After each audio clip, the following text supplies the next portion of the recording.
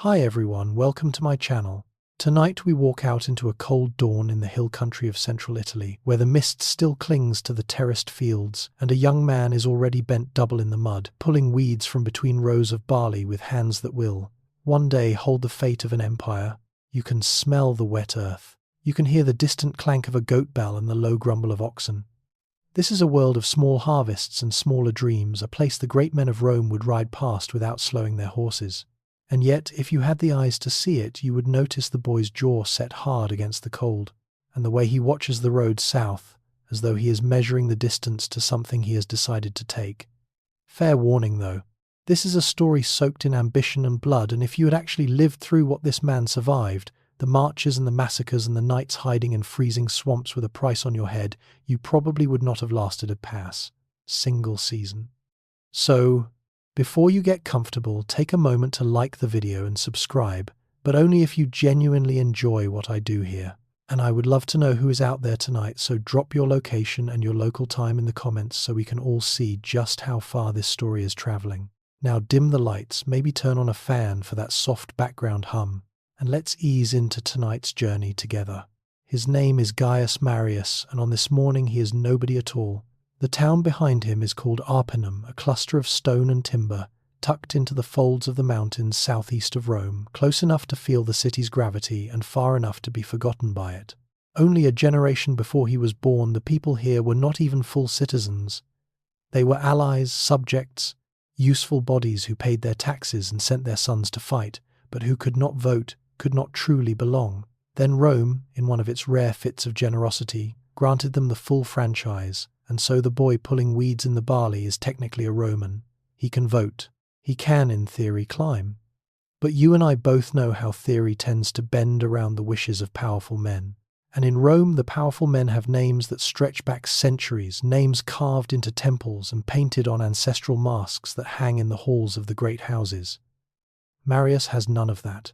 His family is respectable, comfortable, even landowners of the middling sort, but in the eyes of the Roman aristocracy that is almost worse than being poor. A poor man is invisible. A rising man is a threat. Watch him through the working day, and here is what you have to understand about him. He does not carry himself like a farmer, resigned to the plough. There is a stiffness in his spine, a refusal, a quality the Romans would later call gravitas without quite knowing how a hill-town boy came to possess it. The stories that grow up around him afterward insist he was raised in genuine poverty, that he slept in a peasant's hut and knew hunger in his belly.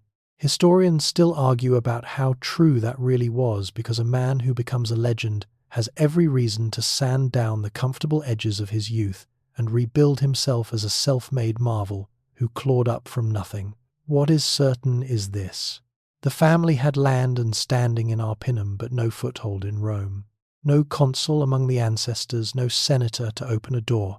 To the great families of the capital, Gaius Marius would always be what they spat out with a curl of the lip.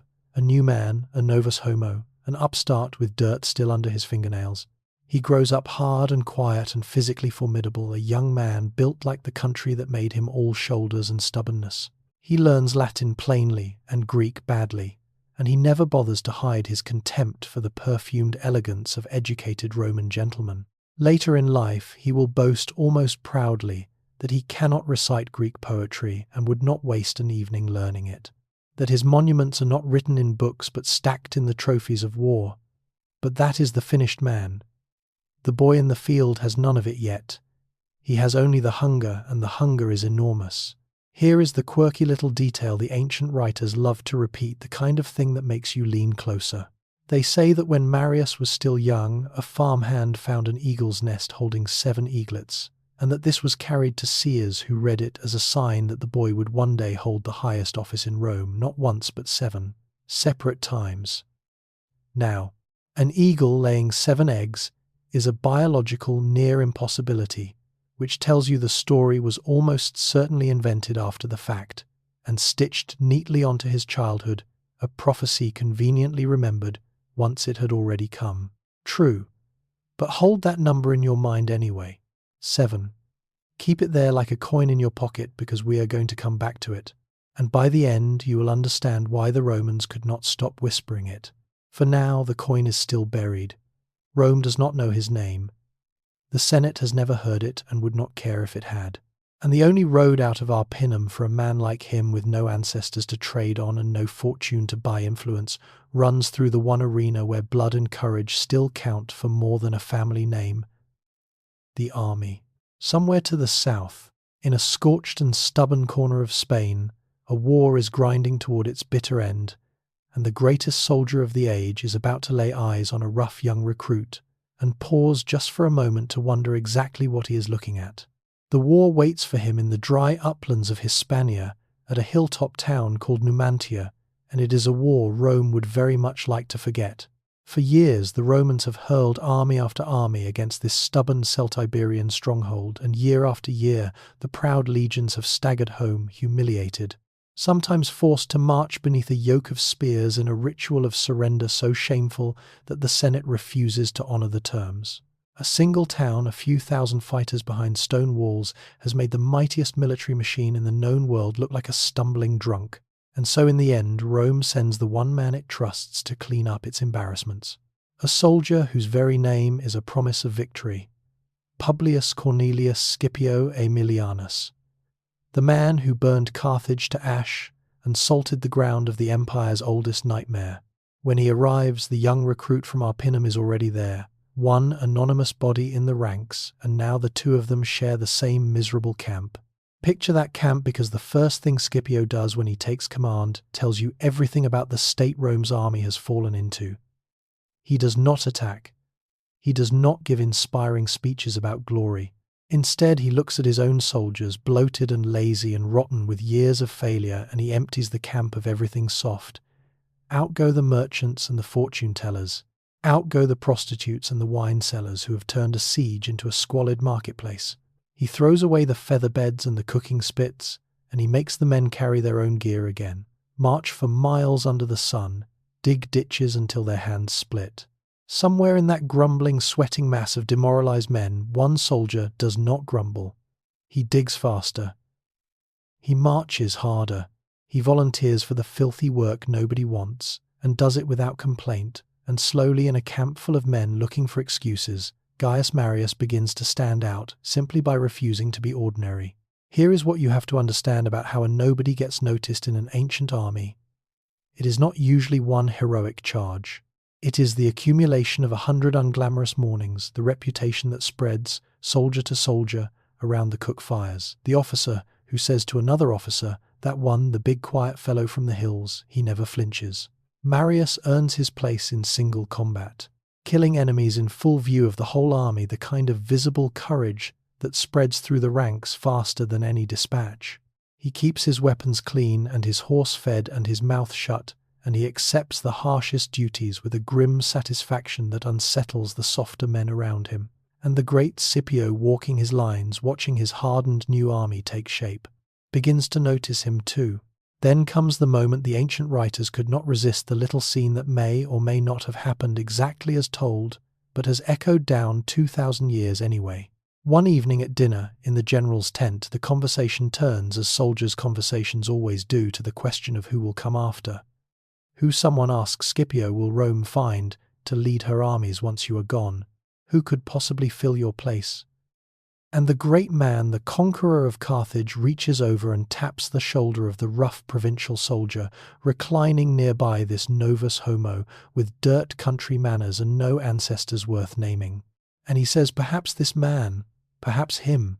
Whether Scipio truly said it or whether Marius later polished the memory until it gleamed, we cannot know for certain, and historians have raised an eyebrow at how neatly it flatters him. But imagine being that young man in that tent, feeling the hand of the most famous soldier alive land on your shoulder, hearing your future spoken aloud by a legend. A moment like that does not make a man ambitious, but it can tell an already ambitious man that his private dream is not madness, that someone who has actually shaped history has looked at him and seen the same thing he sees in the mirror. Numantia itself ends not with a glorious storming of the walls, but with something colder and more terrible. Scipio does not waste his men in reckless assaults. He rings the entire town with a wall of his own, a great strangling circuit of ditches and towers and stakes, and here is the quirky detail worth picturing. When the defenders tried to slip supplies across the nearby river, he stretched barriers and beams studded with blades across the water itself, so that even the river could not feed them. He does not defeat Numantia, so much as seal it inside a tomb and wait. Month after month, the trapped townspeople starve behind their own walls, and by the time the survivors finally stumble out, they are hollow, wild-eyed shadows of the warriors who once made Rome flee. Some, rather than surrender, choose to die by their own hands. The stronghold that broke army after Roman army is not stormed. It is quietly, methodically strangled to death, and Marius watches all of it. He watches how a truly great commander wins, not with fury, but with patience, discipline, and the ruthless engineering of an enemy's despair. He files it away, all of it, the emptied camp and the strangling wall and the slow mathematics of victory, the way a hungry man memorizes a recipe he intends one day to cook himself. He goes into Spain, a farm boy with a hard jaw, and comes out a soldier with a reputation and a secret conviction lodged behind his ribs. The belief that the shoulder Scipio touched was not touched by accident, but a reputation in a distant war is a small and fragile thing back in Rome, where the great families still control every door that matters. Marius has courage and a soldier's name. What he does not have, not yet, is a way in. And the way in, when it finally comes, will not be won on a battlefield at all. It will be arranged in the marriage bed, through an alliance so audacious that the old aristocrats will scarcely believe the man has the nerve. Come back with him to Rome now, and watch the soldier try to become a politician, because this is where the road nearly ends before it truly begins. Courage in Spain buys him a name among soldiers, but the city does not run on soldiers' admiration. It runs on votes, on connections, on the great families trading favours in the shaded colonnades of the Forum.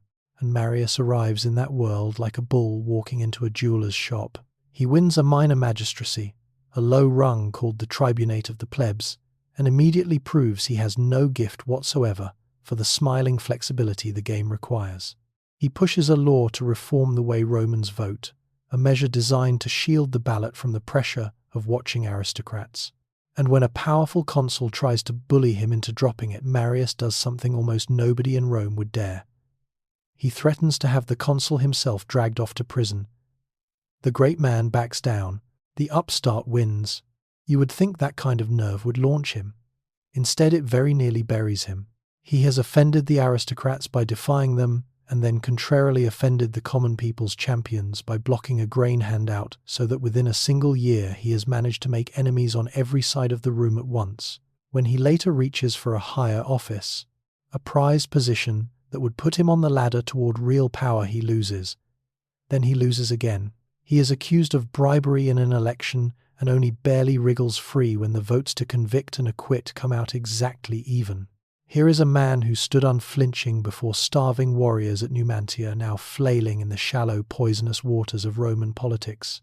And here is what you have to understand. Battlefield courage and political survival are entirely different animals, and for a while it genuinely looks as though the eagle's nest prophecy was a cruel joke that Gaius Marius will end his days as a competent, forgotten soldier who reached too high and got his fingers slapped. What saves him is not a battle and not a speech. It is a marriage, and to grasp how astonishing it is, you have to understand who agrees to it. There is in Rome a family called the Julii, or more fully the Julii Caesaris, and they are old. Not wealthy old, not powerful old, but ancient, in a way money cannot buy a patrician house that traces its blood, so they claim. All the way back to the goddess Venus herself, and the Trojan hero Aeneas, who supposedly fled burning Troy to father the Roman race. The Julii have divine ancestry and threadbare bank accounts. They have prestige without punch. And into this proud, faded old house walks the muscular provincial upstart with dirt still under his fingernails, and somehow he walks out married to one of its daughters. Her name is Julia. Sit with how strange this arrangement is from both sides, because it is one of the great quiet bargains of Roman history. For Marius the value is obvious and enormous. A man mocked as a novus homo, a jumped-up nobody with no ancestral masks on his wall, suddenly has his household tied to a bloodline that claims descent from a goddess. Every door that sneered at the farmer's son now has to reckon with the fact that he is married into the family of Venus. And for the Julii, the calculation is just as cold and just as clever. This ancient house has run low on money and low on the vigorous rising men needed to win the offices that keep a family relevant. Marius is not elegant, but he is formidable. He is going places. And above all, he is becoming rich from the spoils of war. The Union trades their prestige for his momentum. Old blood marries new force, and both sides quietly agree it is a fair exchange. Now here is the detail that should raise the hair on your arms, the thread that ties this whole bargain to something far larger than one man's career. Julia has a young nephew, a boy in the family, a Julius Caesar of the next generation who will grow up in the shadow of this famous uncle by marriage and watch and learn and one day carry that same ambition to a place Marius could never reach. The child who will eventually become the Julius Caesar, the one whose name becomes a word for emperor in half the languages of the world, is bound by this very marriage into the household of Gaius Marius. When that boy is born years from now, Marius is already the towering figure in the family, the great general the child idolizes.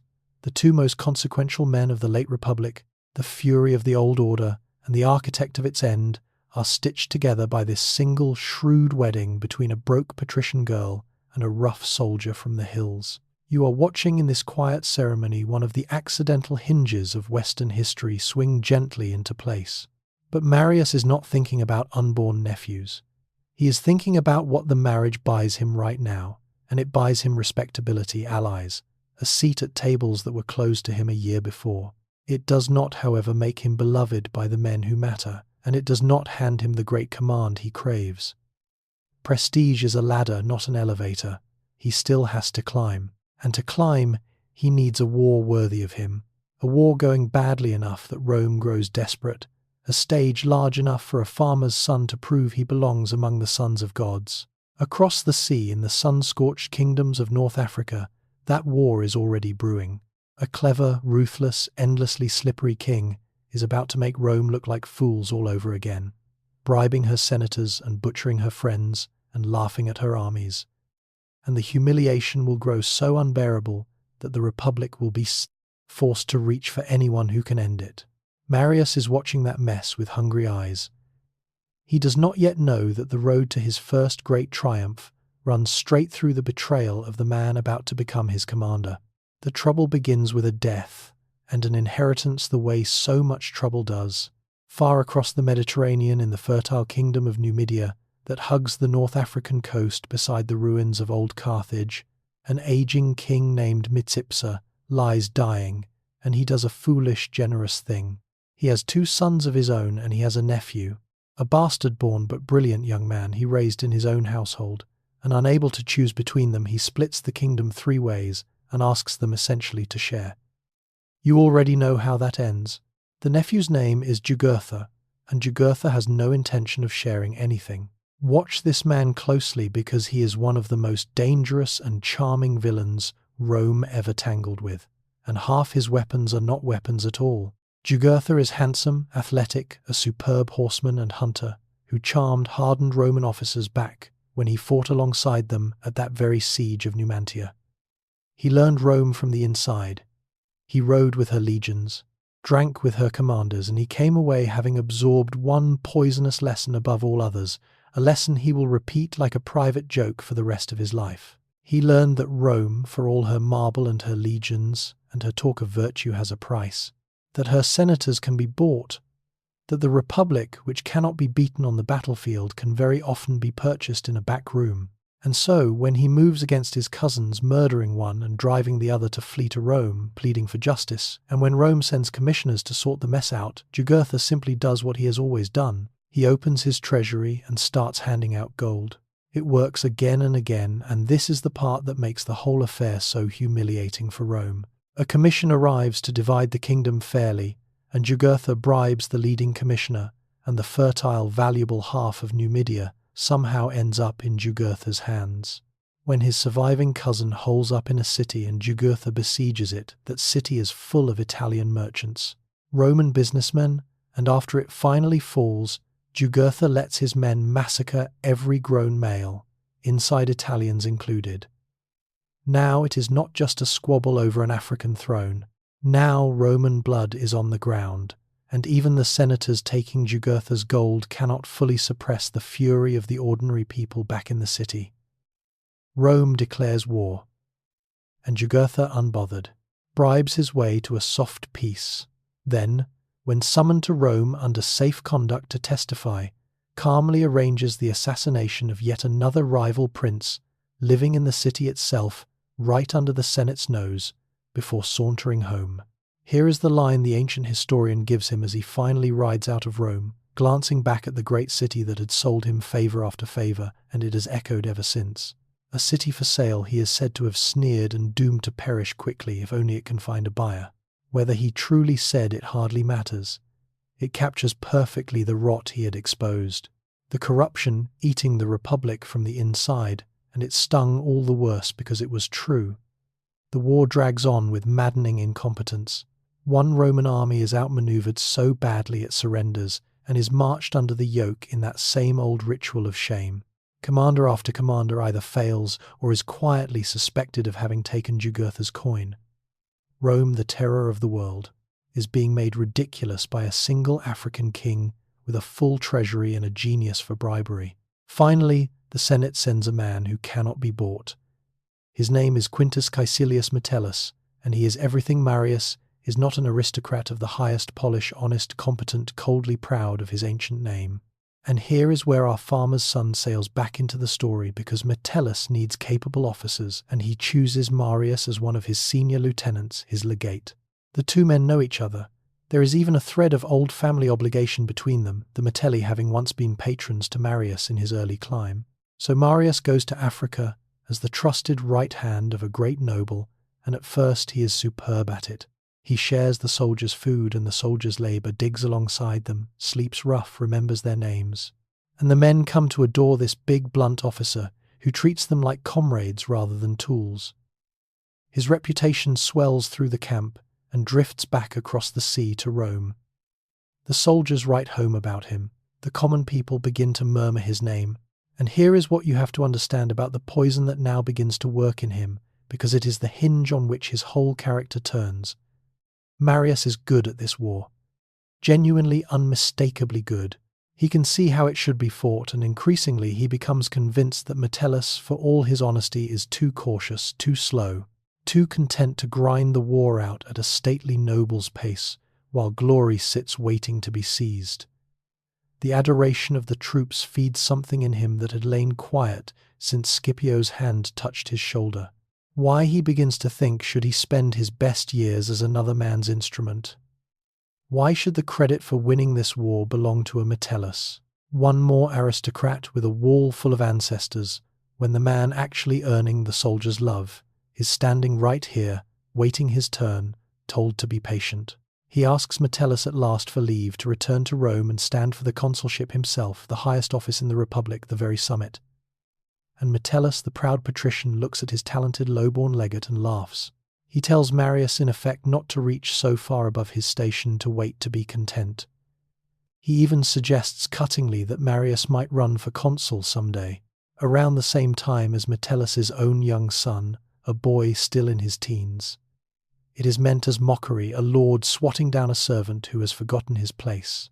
Marius smiles and says nothing sharp and files it away with the coldest patience he has, because Metellus has just made a terrible mistake. He has humiliated a man who never ever forgets.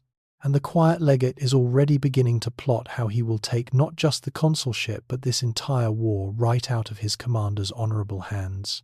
The plotting begins in silence, which is the only place a man in Marius's position can afford to plot.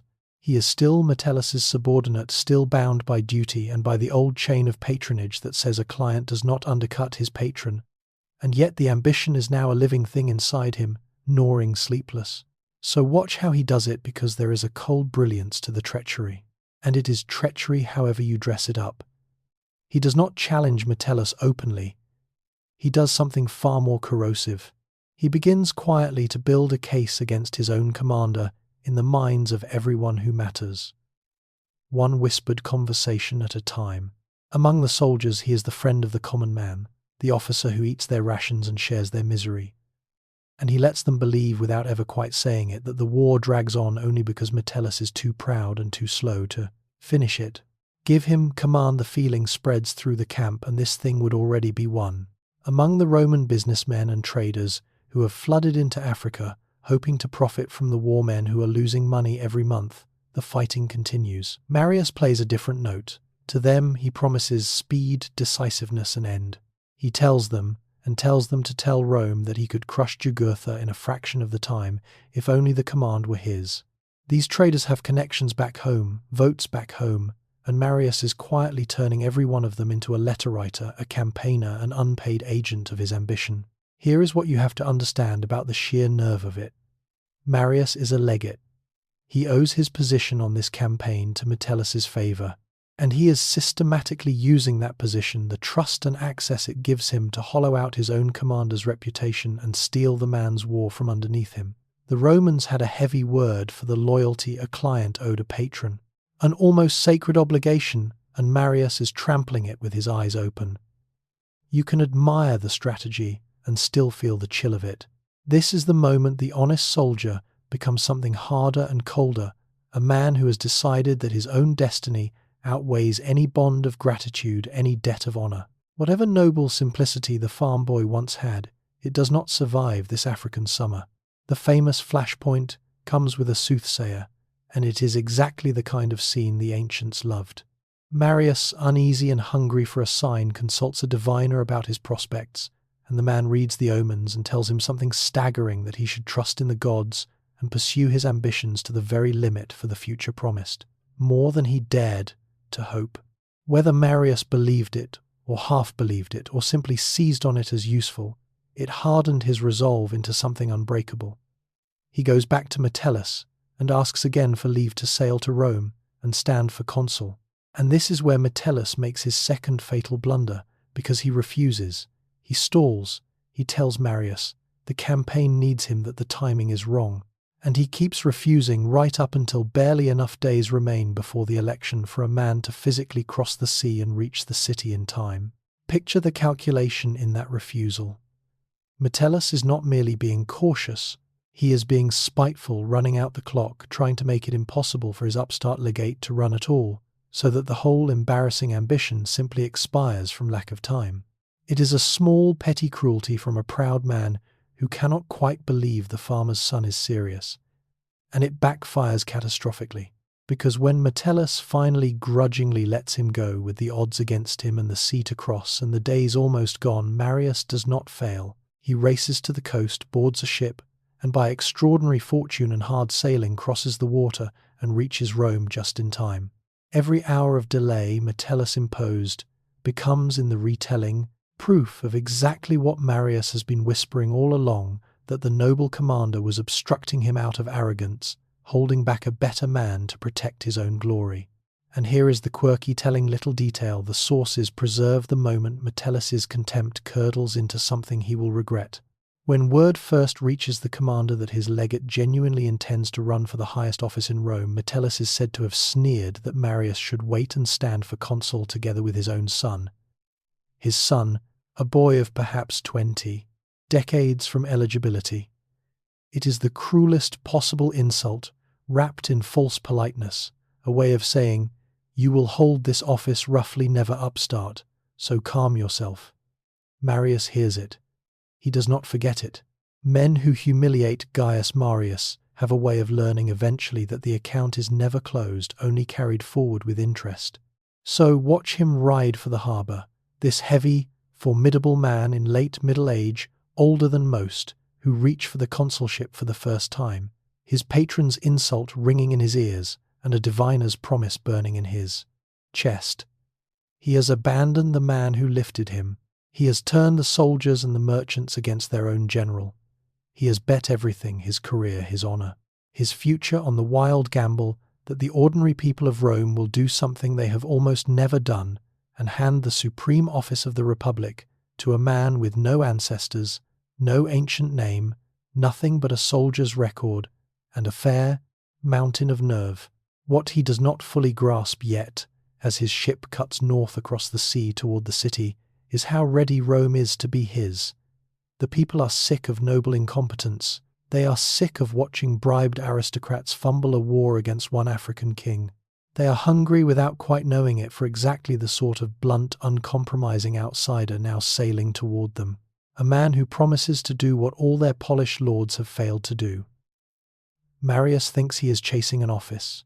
He is about to discover he is riding a wave, a great swell of popular fury against the old order, and that wave is going to lift him higher than even the soothsayer dared to say. The ship carries him into a Rome simmering with exactly the resentment he needs. Walk the Forum with him in these last frantic days before the vote and feel the temperature of the city. The ordinary people, the shopkeepers and the veterans and the small farmers crowding in from the countryside are furious in a way that has been building for years. They have watched noble commander after noble commander bungle the war in Africa. They suspect correctly that some of those commanders took Jugurtha's gold. They are tired of being ruled by a closed circle of ancient families who pass the great offices around among themselves like heirlooms, and here, striding into their midst, comes a man who is visibly, unmistakably one of them by origin. A plain-spoken soldier from a hill town who shares their food and their scorn for perfumed aristocrats.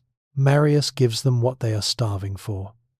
He mounts the speaker's platform and does something genuinely shocking for a candidate of that era. He does not flatter the nobility, he attacks it. He points in effect at the ancestral masks and the ancient names and the wall-to-wall portraits of dead consuls that the great families parade as proof of their right to rule, and he tells the crowd that he has none of these things and needs none of them. Let other men, he says, point to the images of their ancestors. He can point to something better, to the spears and standards and battle decorations he has won, with his own hands, to the scars on his own body earned, facing the enemy rather than inherited from men centuries dead. His nobility, he tells them, is not painted on a wall. It is written on his skin. And here is what you have to understand about why this lands like a thunderclap. He is not just running against the other candidates. He is running against the entire principle that birth should outrank merit, and to a crowd of ordinary Romans who have watched merit ignored for a generation, it is intoxicating. There is calculation woven through the passion, of course. He hammers the point that the war in Africa drags on only because the aristocrats running it are too proud, too slow, or too corrupt to finish it, and he lets every listener draw the obvious conclusion that a real soldier, a common man's soldier, would end it in a season. He reminds them, without much subtlety, of the bribed commissioners and the humiliations and the yoke. He offers himself as the cure for everything they hate about the men who have been ruling them. It is demagoguery if you want to be unkind about it, but it is demagoguery built on a foundation of genuine competence and genuine grievance, which is what makes it irresistible. The vote comes and the people give him the thing the aristocracy swore he would never touch. They elect Gaius Marius consul, the supreme office of the Roman Republic, the seat of imperium, the summit toward which every ambitious Roman climbs his whole life. The farmer's son from Arpinum, the mocked novus homo with dirt under his fingernails, the man Metellus said should wait to run alongside a teenager, is now one of the two most powerful officials in the known world. Savor that reversal for a moment, because it is the first great peak in our story, and the crowd's roar in the Forum is the sound of the old order cracking. Sit with the taste of triumph, because in this tale it never lasts long. But winning the consulship is not enough for him, and here his ambition shows its edge. He does not merely want the office, he wants the war. He wants Metellus's war, the very command he undercut and betrayed his patron to obtain. And here the old aristocracy tries to slam one last door. The Senate, which normally decides which consul gets which military command, moves to keep the African campaign in Metellus's honourable hands. They will let the upstart have the title of consul, but they will be damned before they let him steal the glory of finishing the war. So Marius does something that will echo dangerously through the rest of Roman history. He goes around the Senate entirely. He takes the question of the command directly to the popular assembly, to the ordinary people who just elected him, and lets them vote to hand him the African war over the Senate's objections. It works. The people give him the command. But understand what has just happened, because it is bigger than one general and one war. The traditional balance of the Republic, in which the Senate guided policy and directed commanders, has just been bypassed by a consul appealing over their heads to the raw power of the mob that loves him. Marius has discovered that popular adoration is a weapon that can override the Senate itself, and though he does not know it, he has just demonstrated a technique that other darker men will use one day to tear the Republic apart. The tool he forges to win his war will outlive the war and outlive him and help destroy everything he claims to serve. There is a quiet, bitter human moment buried in the triumph, and it belongs to Metellus. Word reaches the noble commander in Africa that his ungrateful legate has not only won the consulship, but has stripped him of his command by popular vote, and the proud man is said to have wept. He who had done nothing dishonourable, who had refused Jugurtha's gold when others took it, who had fought the war cleanly and competently, is being cast aside and publicly humiliated by the very subordinate he had raised up. He cannot even bear to hand the army over to Marius in person. He arranges to be gone before his replacement arrives, leaving the transfer to a deputy unwilling to look the man in the face. It is a small, sour scene, and you should hold on to it, because it plants something. Metellus goes home nursing a wound that will not heal, and around him the wounded pride of the whole aristocracy begins to gather like a storm. But he has also taught the old families to fear and hate him, and taught the Republic a lesson in how its own rules can be broken. Now he sails south to claim his prize, a war half won by the man he betrayed against a king who has never yet been caught. And waiting for him in that African dust is a young, ambitious, ice-cold officer whose name is Sulla, and who will one day make Marius weep the way Metellus wept tonight. He arrives in Africa a consul, now no longer anyone's subordinate, and he attacks the war with the ferocious energy the people voted for. He raises fresh troops, he drives them hard, he goes after Jugurtha's strongholds one by one, storming fortress towns perched on rocks that looked unclimbable, marching his army across waterless stretches of desert that more cautious men would have called impossible. He is genuinely good, everything he promised. The crowd in the forum and more, and town after town falls. But here is the maddening problem that Metellus already understood, and that Marius now learns for himself, the problem that has bedeviled Rome in this war from the very start. You can beat Jugurtha in every battle and still not win, because Jugurtha does not stand and lose battles. He melts. He scatters into the vast interior, into the deserts and the mountains, and reappears somewhere else with a new army raised from the endless horsemen of the African plains. You cannot conquer a man who will not be pinned down. You can only catch him, and to catch him you need something Marius does not have. You need him betrayed. And this is where the young officer steps out of the shadows, the one whose name you should now carve into your memory, because everything that comes after in this story bends around him. His name is Lucius Cornelius Sulla, and he could not be more different from Marius if he had been designed as an opposite. Where Marius is a rough, humorless, self-made soldier who claws upward through sheer will, Sulla is a genuine aristocrat, a patrician of an old but faded family, charming, witty, cultured, a lover of poetry and actors and wine, and every sophisticated pleasure that Marius despises. He is fair-haired with piercing eyes and a blotchy red complexion that one whit compared to mulberries sprinkled over oatmeal, and he carries himself with an easy, dangerous grace. He arrives late to the war, as Marius's quaestor, his subordinate financial officer, a young man with a rakish reputation and no great military record, and Marius, one imagines, does not think much of him at first. That will prove to be a mistake of world historical proportions, because Sulla, for all his dissolute charm, turns out to be brave, cool-headed, and coldly brilliant at exactly the thing the war now requires, which is diplomacy at the knife's edge. The key to catching Jugurtha lies with his neighbour and sometime father-in-law, a shifty king named Bocchus of neighbouring Mauritania, who has been half-heartedly helping Jugurtha, but who might, for the right price and the right reassurance, be persuaded to hand him over instead. The problem is that dealing with Bocchus means riding nearly alone deep into hostile territory to negotiate with a man who could just as easily seize you, or sell you to Jugurtha, or murder you on a whim. It is a mission of pure nerve, and Sulla volunteers for it, and rides out into that danger with a calm that unsettles everyone around him. Watch the tension of it, because it is a scene worthy of any thriller. Sulla sits across from a king who is playing both sides, a king weighing at that very moment whether it is more profitable to betray Jugurtha to the Romans or to betray Sulla to Jugurtha. Bocchus wavers. He stalls. He is by every account a man of slippery loyalties, trying to calculate which treachery pays better. And Sulla, young, outnumbered, deep in enemy country, somehow talks him into it, persuades and flatters and pressures this vacillating king, until Bocchus agrees to lure Jugurtha into a trap. The Numidian king is invited to a meeting under the pretense of a deal, rides in expecting one more clever negotiation, and instead his escort is cut down, and Jugurtha himself is seized bound and handed over to the Romans. The war that shamed Rome for years, that broke army after army, that exposed the corruption at the Republic's heart, ends not with a great battle, but with one nerve-wracking act of persuasion in a foreign king's tent. And the man who pulled it off is Sulla.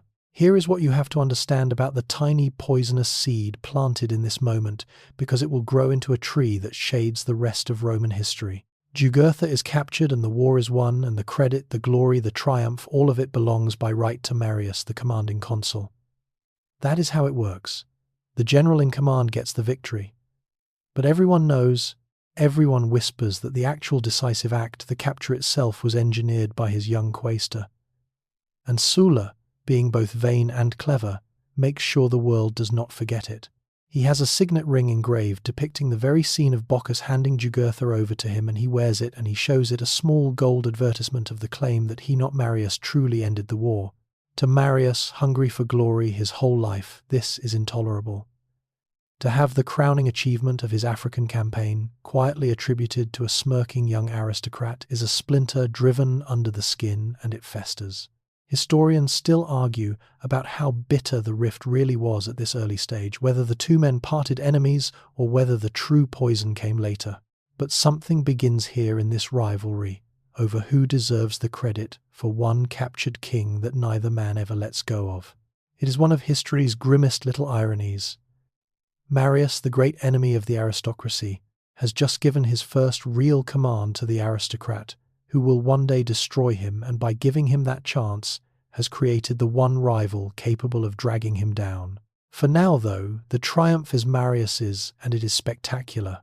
Jugurtha is dragged back to Rome in chains for the victory parade, and after being paraded through the jeering streets, the once charming king who sneered that Rome was a city for sale is thrown into a cold underground prison and left to die, some say of starvation, some say strangled in the dark. The war is over. Marius stands triumphant. And on that very same day, word is arriving from the north, word of a new and vastly more terrible danger.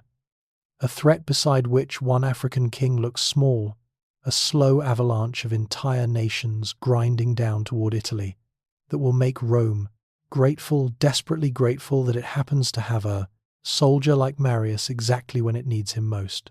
Before we follow the terror descending from the north, you have to stop and look at what Marius does with his army, because it is the single most consequential thing he ever touches, more lasting than any battle he wins, and it reshapes Rome more permanently than Jugurtha's capture ever could.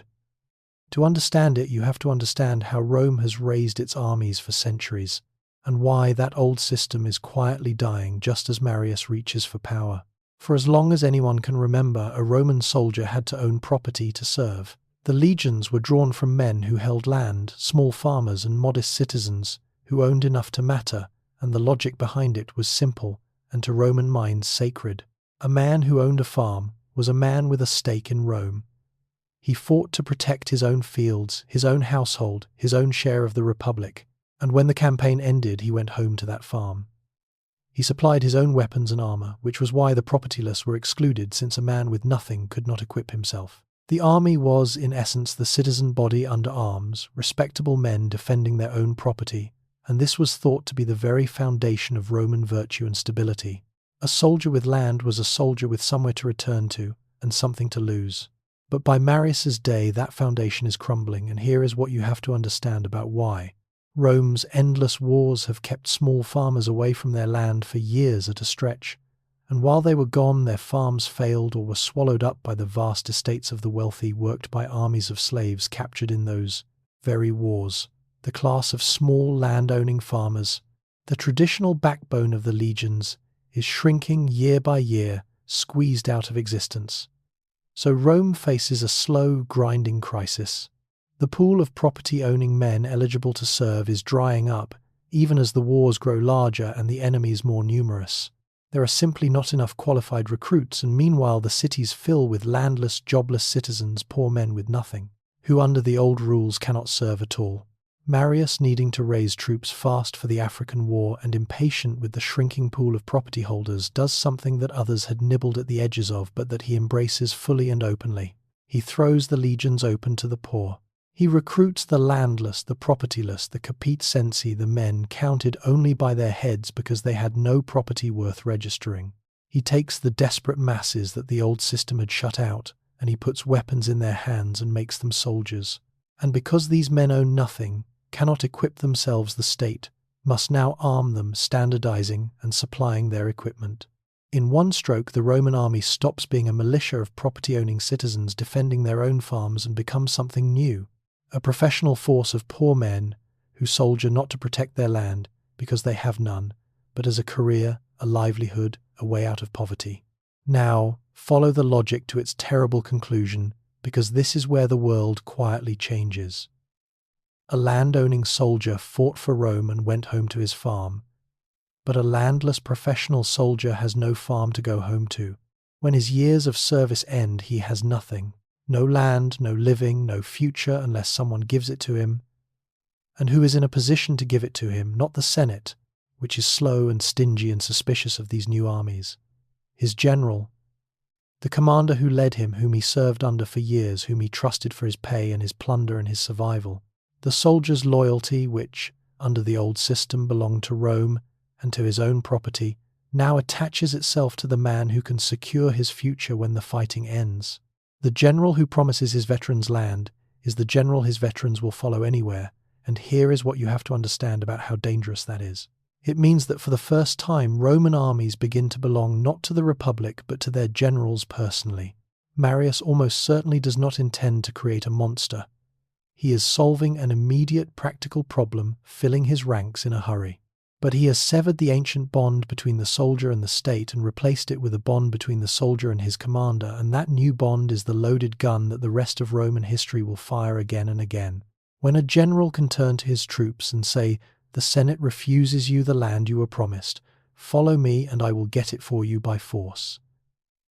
The army becomes a private weapon aimed at the heart of the Republic itself. Sulla will use it. Pompey will use it.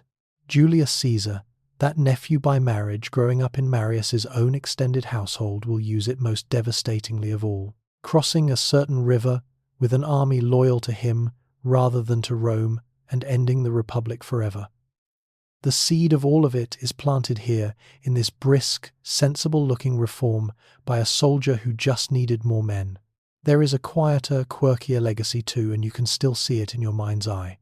Marius reorganizes how his legionaries carry their gear, making each man haul his own equipment, his tools and rations and stakes bundled on a forked pole over his shoulder, so the army needs fewer of the slow baggage carts that made columns, crawl and left them vulnerable. The soldiers, groaning under these towering loads on the march, grumble a nickname for themselves that stuck for generations: Marius's mules. It is a soldier's joke, weary and proud at once, and it tells you something about the bond he forged with these hard, poor men, that they cursed him and adored him in the same breath. So the army that will now march north to face the greatest existential threat Rome has known in a century is not the old citizen militia. It is a new thing, professional, loyal to its general, drawn from men with nothing to lose and everything to gain. Marius has built the instrument that will save Rome from the horror bearing down from the Alps. He has also, without knowing it, built the instrument that will one day help kill the Republic he is about to save. And that horror from the north is very close now, and it is bigger and more frightening than anything we have faced yet. The terror does not come the way Roman terrors usually come. It does not come as an army marching in disciplined ranks toward a border, a thing Rome knows how to fight. It comes as a migration, a slow and unstoppable movement of entire peoples, men and women and children and cattle and wagons. Hundreds of thousands of them uprooted from somewhere in the cold north and grinding southward in search of new land to settle. Two great nations move together at the heart of it, the Cimbri and the Teutonese tribes, out of the mist, beyond Rome's knowledge, and behind and among them, travel others, a vast human flood pouring down toward the sunlit lands of the sea, south. And here is what you have to understand about why this is so much more frightening than a normal war. You cannot make one of these peoples surrender by defeating their army, because their army is their people, everyone, and they are not fighting for territory or plunder or a king's ambition. They are fighting for somewhere to live. They cannot go back. There is nothing to go back to. They will keep coming and coming and coming until they find land or until they are utterly destroyed. Picture what it is like to face them, because the Romans who did left descriptions that still raise the hair on the neck. The men are enormous by Mediterranean standards, tall and pale and ferocious, and they fight with a wild fearlessness that Roman discipline finds genuinely unnerving. They throw themselves forward howling, clashing weapons against shields in a rolling thunder meant to shake the courage out of an enemy before the lines even meet. Their women travel with them, and by the accounts that came back were as terrifying as the men, sometimes fighting from the wagons, sometimes killing their own fleeing warriors rather than let them retreat in cowardice. To a Roman soldier raised on stories of Gauls sacking the city centuries before, these northern giants awaken an ancient marrow-deep dread, a fear that Rome herself might not survive, and Rome at first cannot stop them. This is the part that turns dread into panic. The Republic sends army after army north to bar the way, and one after another those armies are shattered. The disasters pile up with a nightmarish rhythm. A Roman force is destroyed, another is sent and destroyed, a consul's army is smashed, and then comes the worst of them all, a catastrophe so total it burns itself into the Roman memory as one of the blackest days in the Republic's history, a battle fought near a place called Arausio in southern Gaul. Linger on Arausio, because you cannot understand the fear Marius is about to ride to the rescue of without it. Two Roman armies converge on the Cimbri and the Teutones. They're a combined force of staggering size, and they should have been more than enough. But the two Roman commanders despise each other. One is a proud aristocrat, the other a novus homo of humbler birth. And their mutual contempt is so poisonous that they will not cooperate, will not coordinate, will not even camp together properly. They squander their strength in rivalry, and the northern warriors fall upon them and annihilate them. Not defeat them, annihilate them. The dead are counted in numbers so vast, tens upon tens of thousands, that ancient writers compared the loss to the darkest disasters Rome had ever suffered, worse in raw slaughter than almost anything in living memory. Two entire consular armies wiped from the earth in a single day, the rivers said to have run choked and red, the flower of Rome's manpower gone. Here is the quirky, chilling detail that came back from that field, the thing that told Romans these were not enemies who wanted their gold. The victorious tribesmen, it was said, did not loot the Roman dead for plunder the way a normal army would. Instead, they destroyed everything. They smashed the captured armor and weapons, drowned the horses in the river, hanged the prisoners from trees, and threw the gold and silver into the water as an offering to their gods, rather than keep it. They did not want Rome's wealth. They had come for something Rome could not simply hand over. They had come for the land itself, and no amount of tribute or treasure would turn them aside. To a Roman mind, an enemy who threw gold into a river to please the gods was an enemy beyond bargaining, beyond bribing an elemental force that could only be stopped by killing it or dying. Now feel the mood in the city.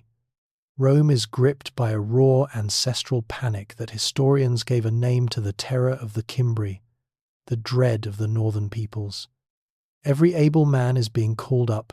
The disaster at Arausio has stripped away a generation of soldiers and shattered the myth of Roman invincibility. And the tribes, having smashed everything sent against them, are somewhere out there in Gaul, and everyone knows that when they turn toward Italy at last, there may be nothing left to stop them from doing to Rome what earlier Gauls once did, sacking the sacred city itself. It is for the Republic a moment of genuine existential fear, the kind that comes perhaps once in centuries. And in that moment of maximum terror, the people do the only thing that makes sense to them. They turn to the one man who has just triumphed, the soldier who caught Jugurtha, the blunt professional who built a new army and never seems to lose. They elect Gaius Marius consul again. And here is the thing that shows just how frightened Rome is.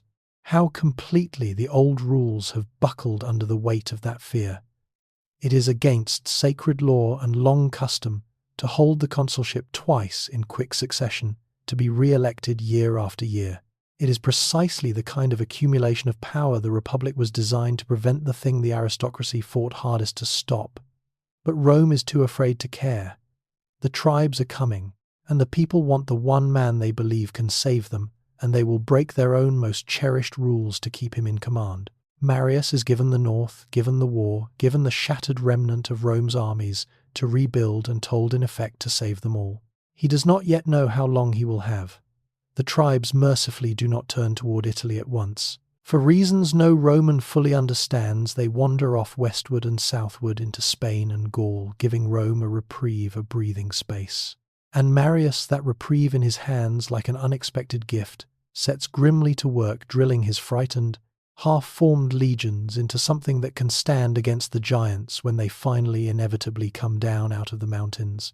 The reprieve is the thing that saves Rome, though no Roman planned it, and no Roman fully understood why it happened. For reasons lost to us, the Cimbri and the Teutones, after shattering everything Rome threw at them, do not immediately pour down into Italy, the way everyone dreads. Instead, they turn away, wandering off into Spain, and across Gaul, chasing land and plunder in other directions. And they are gone long enough to hand Marius something more precious than any reinforcement: time. And watch what he does with it, because this is where the difference between a competent general and a great one becomes visible in the unglamorous grinding work that happens when no enemy is in sight. He drills them. That is the plain, exhausting heart of it. He takes the frightened, half-trained legions Rome has scraped together after the catastrophe at Arausio, men shaken by the memory of annihilated armies, and he rebuilds them from the ground up into something hard enough to face the two giants. He marches them until their feet bleed and then marches them further. He works them at digging and building and drilling until the motions of soldiering become instinct, until fear has been replaced by the deep, dull confidence that comes from having done a thing 10,000 times. He wants an army that when the howling northern horde finally crashes toward them will not break and run the way better armies broke and ran before, but will stand in its ranks and do its terrible methodical work out of pure ingrained habit. Discipline, he understands, is the antidote to terror. A man too well drilled to think is a man too well drilled to panic. Here is the striking thing that shows how completely the crisis has warped the normal rules of the Republic. Marius is not consul once during these years or twice. He is elected consul again and again and again, year after year, in an unbroken chain, holding the supreme office repeatedly and consecutively, in a way that violates every tradition and law the Republic had built to prevent exactly this. The old rules said a man must wait years between consulships, that no one should accumulate that much power for that long, because the whole point of the office was that it rotated, that it was shared, that no single man should become HUs, indispensable. But Rome is too frightened to enforce its own rules. As long as the northern tribes are out there wandering somewhere beyond the Alps and certain to return, the people keep re-electing the one soldier they trust to meet them, and the Senate, however much it grinds its teeth, cannot stop them. Marius becomes in practice something the Republic was designed to make impossible: a permanent commander, a man kept in supreme power, year upon year, by the popular will and the pressure of an existential threat. Understand what a dangerous precedent this is, because it is another crack in the foundation, another lesson in how the Republic's safeguards can dissolve under enough fear.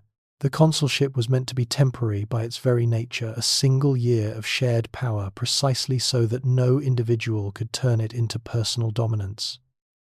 Marius, by holding it repeatedly, demonstrates that the rule can be broken, that a sufficiently useful, sufficiently beloved man can simply be kept in office indefinitely if the crisis is grave enough. He does it for good reasons, to save Rome from the tribes, and the ancient writers largely do not blame him for it. But the precedent outlives the emergency. Later men will remember that the sacred rotation of the consulship is not, after all, unbreakable, that a general with the people behind him and an enemy at the gates can bend the constitution around his own indispensability. Marius keeps proving again and again that the old barriers hold only until someone strong enough decides to lean on them. And through these years of drilling and re-election, he is not only forging an army, He is quietly reforming how that army fights, refinements that will echo for centuries. There is a famous small innovation from this period, the kind of clever, homely detail that lets you see the practical soldier's mind at work. The heavy throwing spear his legionaries carried, the pilum, had a problem. When it struck an enemy's shield and stuck fast, the enemy could sometimes pull it out and hurl it right back.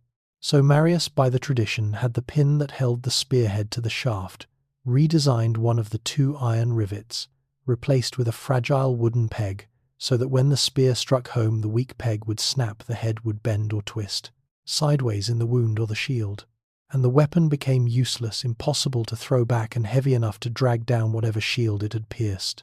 A tiny change, a single wooden pin, and yet it made his legions measurably deadlier, and it tells you exactly the kind of relentless, detail-obsessed professional. He was a man who thought about the physics of a single spear pin while entire nations bore down on his republic.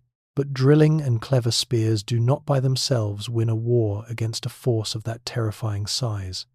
Marius knows the mathematics is against him even now. When the tribes finally turn back toward Italy, they will come in numbers that dwarf anything he can field, hundreds of thousands of warriors, driven by the desperate energy of a whole people with nowhere else to go. He cannot simply meet them head-on in the open and trust to courage. He needs the ground to be right. He needs them tired, thirsty, funneled into a place of his choosing rather than a place of theirs. He is not planning a battle. He is planning a trap, patiently, coldly, the way he watched Scipio patiently strangle Numantia all those years ago. And the moment is coming. Somewhere out beyond the mountains, the wandering nations are finally turning south again, splitting into separate hordes to force their way into Italy by different routes, and the long, dreadful reprieve is ending. The waiting that has stretched across years is about to snap. Marius, his mules hardened and drilled and deadly, marches to meet the first of the 2 great peoples in a sun-scorched valley in southern Gaul, near a town called Aquae Sextii, where he will spring the trap he has spent years preparing and unleash a slaughter so complete that the very landscape will be said to change because of it. The tribes make one crucial mistake as they finally turn toward Italy, and it is the mistake Marius has been praying for. Instead of coming down together as one overwhelming mass, the Cimbri and the Teutones split apart, agreeing to invade Italy by separate routes and rejoin later on the far side of the mountains. Divided they are each, still enormous, still terrifying, but they are no longer the single unstoppable avalanche that annihilated the armies at Arausio. And Marius, watching from his fortified camp with the patience of a man who has spent years waiting for exactly this, gets his first chance to face just one of the 2 great peoples at a time. The Teutones come at him first, pouring toward the crossing near a place in southern Gaul called Aquae Sextii, and here is where all those bleeding marches and endless drills are about to be redeemed. Watch how he handles the approach, because it is a masterclass in the cold discipline he has hammered into his men, and in the psychology of holding an army together against terror. As the vast Teutonic host streams past his fortified camp, the tribesmen jeer at the Romans, huddled behind their walls, taunting them, even mocking them with cruel jokes about whether the soldiers had any messages they would like carried to their wives, since the Teutones would soon be in Italy to visit them. It goes on for days, the endless column passing the insults, the sheer overwhelming numbers meant to break Roman nerve before a blow is struck. And Marius will not let his men take the bait. He keeps them in the camp, makes them watch the horde go by, makes them absorb the size and the noise and the fear of it, until it stops being terrifying and starts being merely familiar. He is letting his soldiers grow used to the enemy, letting the dread bleed out of them through sheer exposure so that when the fighting comes they will see men, not monsters. It is a brutal kind of patience, and it works. Then he chooses his ground, and this is the heart of the trap. He does not fight the Teutones where they want to fight. He maneuvers so that when battle finally comes, he holds the high ground, and the enemy must struggle uphill toward him, tired in the heat, funneled into terrain that strips away the advantage of their numbers, and he prepares a surprise.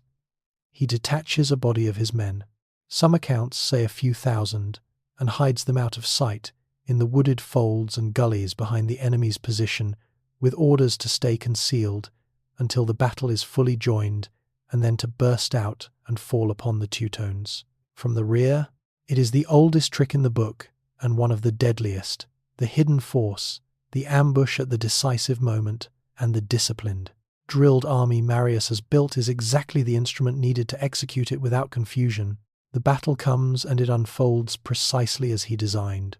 The Teutones charge uphill against the Roman line, and Marius's legionaries, standing firm on the higher ground, hurl their redesigned spears, those pila with the fragile pins that bend and twist and drag down the enemy shields, and then, set to the grim mechanical work of killing that they have, practiced 10,000 times. The tribesmen, tiring on the slope, throwing themselves against a wall of Roman shields that does not break the way earlier Roman lines broke, begin to falter. And then at the crucial moment, the hidden Roman force explodes out of concealment behind them and smashes into their rear. Caught between the immovable line in front and the sudden assault from behind, the great Teutonic host does not merely lose, it disintegrates. The battle becomes a rout, and the rout becomes a slaughter, and the slaughter goes on until the numbers of the dead climb to a scale. In a single afternoon on a Provençal hillside, here is the quirky, half-legendary detail that came down through the centuries, and whether or not it is literally true, it tells you how total the destruction was in the Roman imagination. The story goes that so many bodies were left on that field, and so much blood soaked into the ground, that the people of the region afterward fenced their vineyards with the bones of the fallen, and that the soil enriched by the decay of that immense slaughter grew extraordinarily fertile in the years that followed, producing bumper harvests fed by the dead. It is a grisly image, and probably an exaggeration, the kind of story that grows around a battle to capture its scale when mere numbers fail. But it lodged in the memory precisely because everyone understood that Aquae Sextii was not an ordinary victory.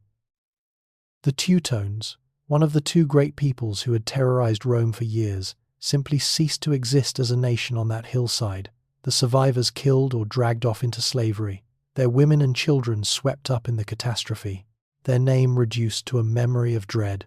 Feel what this means back in Rome, the wave of relief crashing over a city that has lived in the shadow of annihilation for years. One of the two horrors is destroyed utterly by the man they trusted to do it, and Marius's reputation soars into the stratosphere. He is no longer merely a successful general.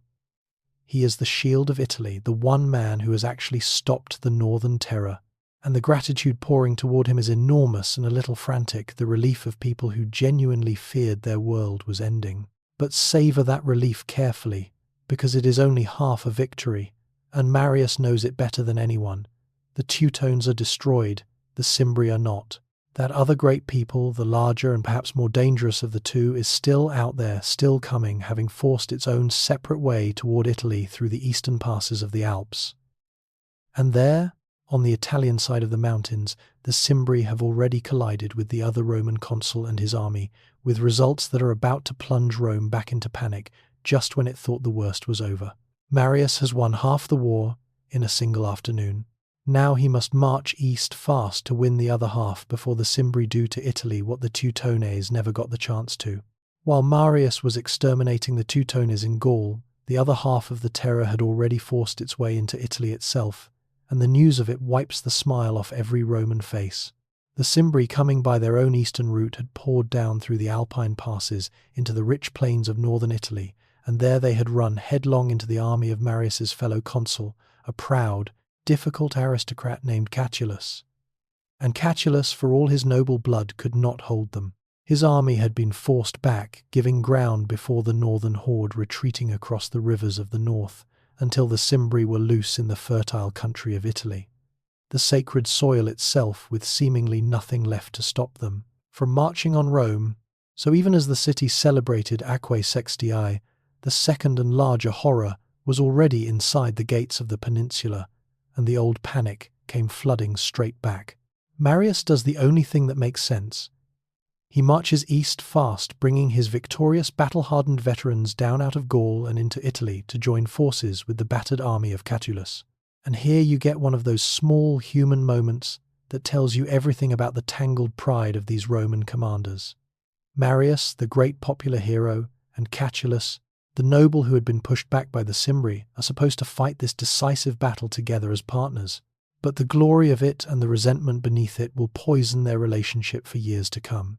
each side later claiming the lion's share of the credit for what happens next. For now, though, they combine their armies into one great force and go looking for the Cimbri, who are somewhere in the plains of northern Italy, and the two peoples, Roman and Northern, converge at last on a broad, flat field the sources call Vercellae. Now here is a strange and revealing thing about the Cimbri, a detail that tells you how completely they misjudged the disciplined machine they were about to face. They did not know that their brothers, the Teutones, had already been annihilated. They still believed the two peoples would reunite and overwhelm Italy together, and so confident and unhurried. The Cimbri actually sent envoys to Marius demanding land not just for themselves but for the Teutones as well, land enough for both great nations to settle. Imagine Marius receiving that demand, knowing that the Teutones were already rotting on a hillside in Gaul, that the people these envoys spoke for so confidently no longer existed. By the tradition he answered with grim mocking wit, telling them not to trouble about the Teutones, for their brothers already had all the land they would ever need and would keep it forever. It is one of those cold soldiers' jokes, delivered over the graves of tens of thousands, and it lands like a stone. The Cimbri did not yet understand that they were alone. The battle at Vercellae is fought in high summer, and the conditions themselves become a weapon. Marius, ever the tactician who studies the ground and the sky, chooses the timing and the arrangement of his forces with the heat in mind. He positions his army so that the fierce midday sun and the wind will blow the choking dust of the plain into the faces of the advancing Cimbri, blinding them, while his own men fight with the sun and the wind at their backs. The northern warriors, huge and pale and bred for cold climates, are ill-suited to fighting in the blazing heat of an Italian summer noon, and as the two masses collide on that dusty plain, the Cimbri begin to wilt, choking on dust, half-blinded, sweltering in the unfamiliar heat. They crash against the disciplined Roman lines and cannot break them, and the same terrible mechanical slaughter that consumed the Teutones now consumes the Cimbri, and it is total, more total even than Aequae Sextiae. The Cimbri are not merely defeated at Vercellae, they are destroyed as a people, wiped from the face of the earth as a nation. The warriors are cut down in their tens of thousands on the field. And then comes the part that the Romans found genuinely awe-inspiring and horrifying in equal measure, the fate of the Cimbri behind the battle line. In the great lager of wagons where their women and children waited, when the men broke the women according to the accounts that came back, refused to be taken as slaves. They killed the fleeing warriors who ran toward the wagons rather than let them shame the people by surviving in cowardice. And then, rather than fall into Roman captivity, many of them killed their own children, and then themselves, hanging themselves from the wagons and the yokes of the oxen, choosing death for their entire people over the chains of slavery. It is one of the most harrowing scenes in all of ancient warfare, an entire nation choosing extinction over servitude, and even the hardened Roman soldiers who described it seemed shaken by what they saw. When the sun set over Vercellae, the Cimbri no longer existed. Both of the great northern peoples, the two terrors that had haunted Rome for years, that had annihilated consular armies and thrown gold into rivers and made the mightiest state in the world tremble for its survival, were simply gone, exterminated within a single summer. The dread of the northern tribes, the panic that had gripped the city for so long, was over. Italy could breathe. And it was Marius, above all, who had done it, Marius who had drilled the frightened remnants into a war machine, Marius who had trapped the Teutones on a hillside and blinded the Cimbri with dust, Marius who stood now over the corpse of the greatest threat Rome had faced in living memory. Feel the scale of what he has accomplished, because it is the true summit of his life, higher than Jugurtha, higher than anything to come.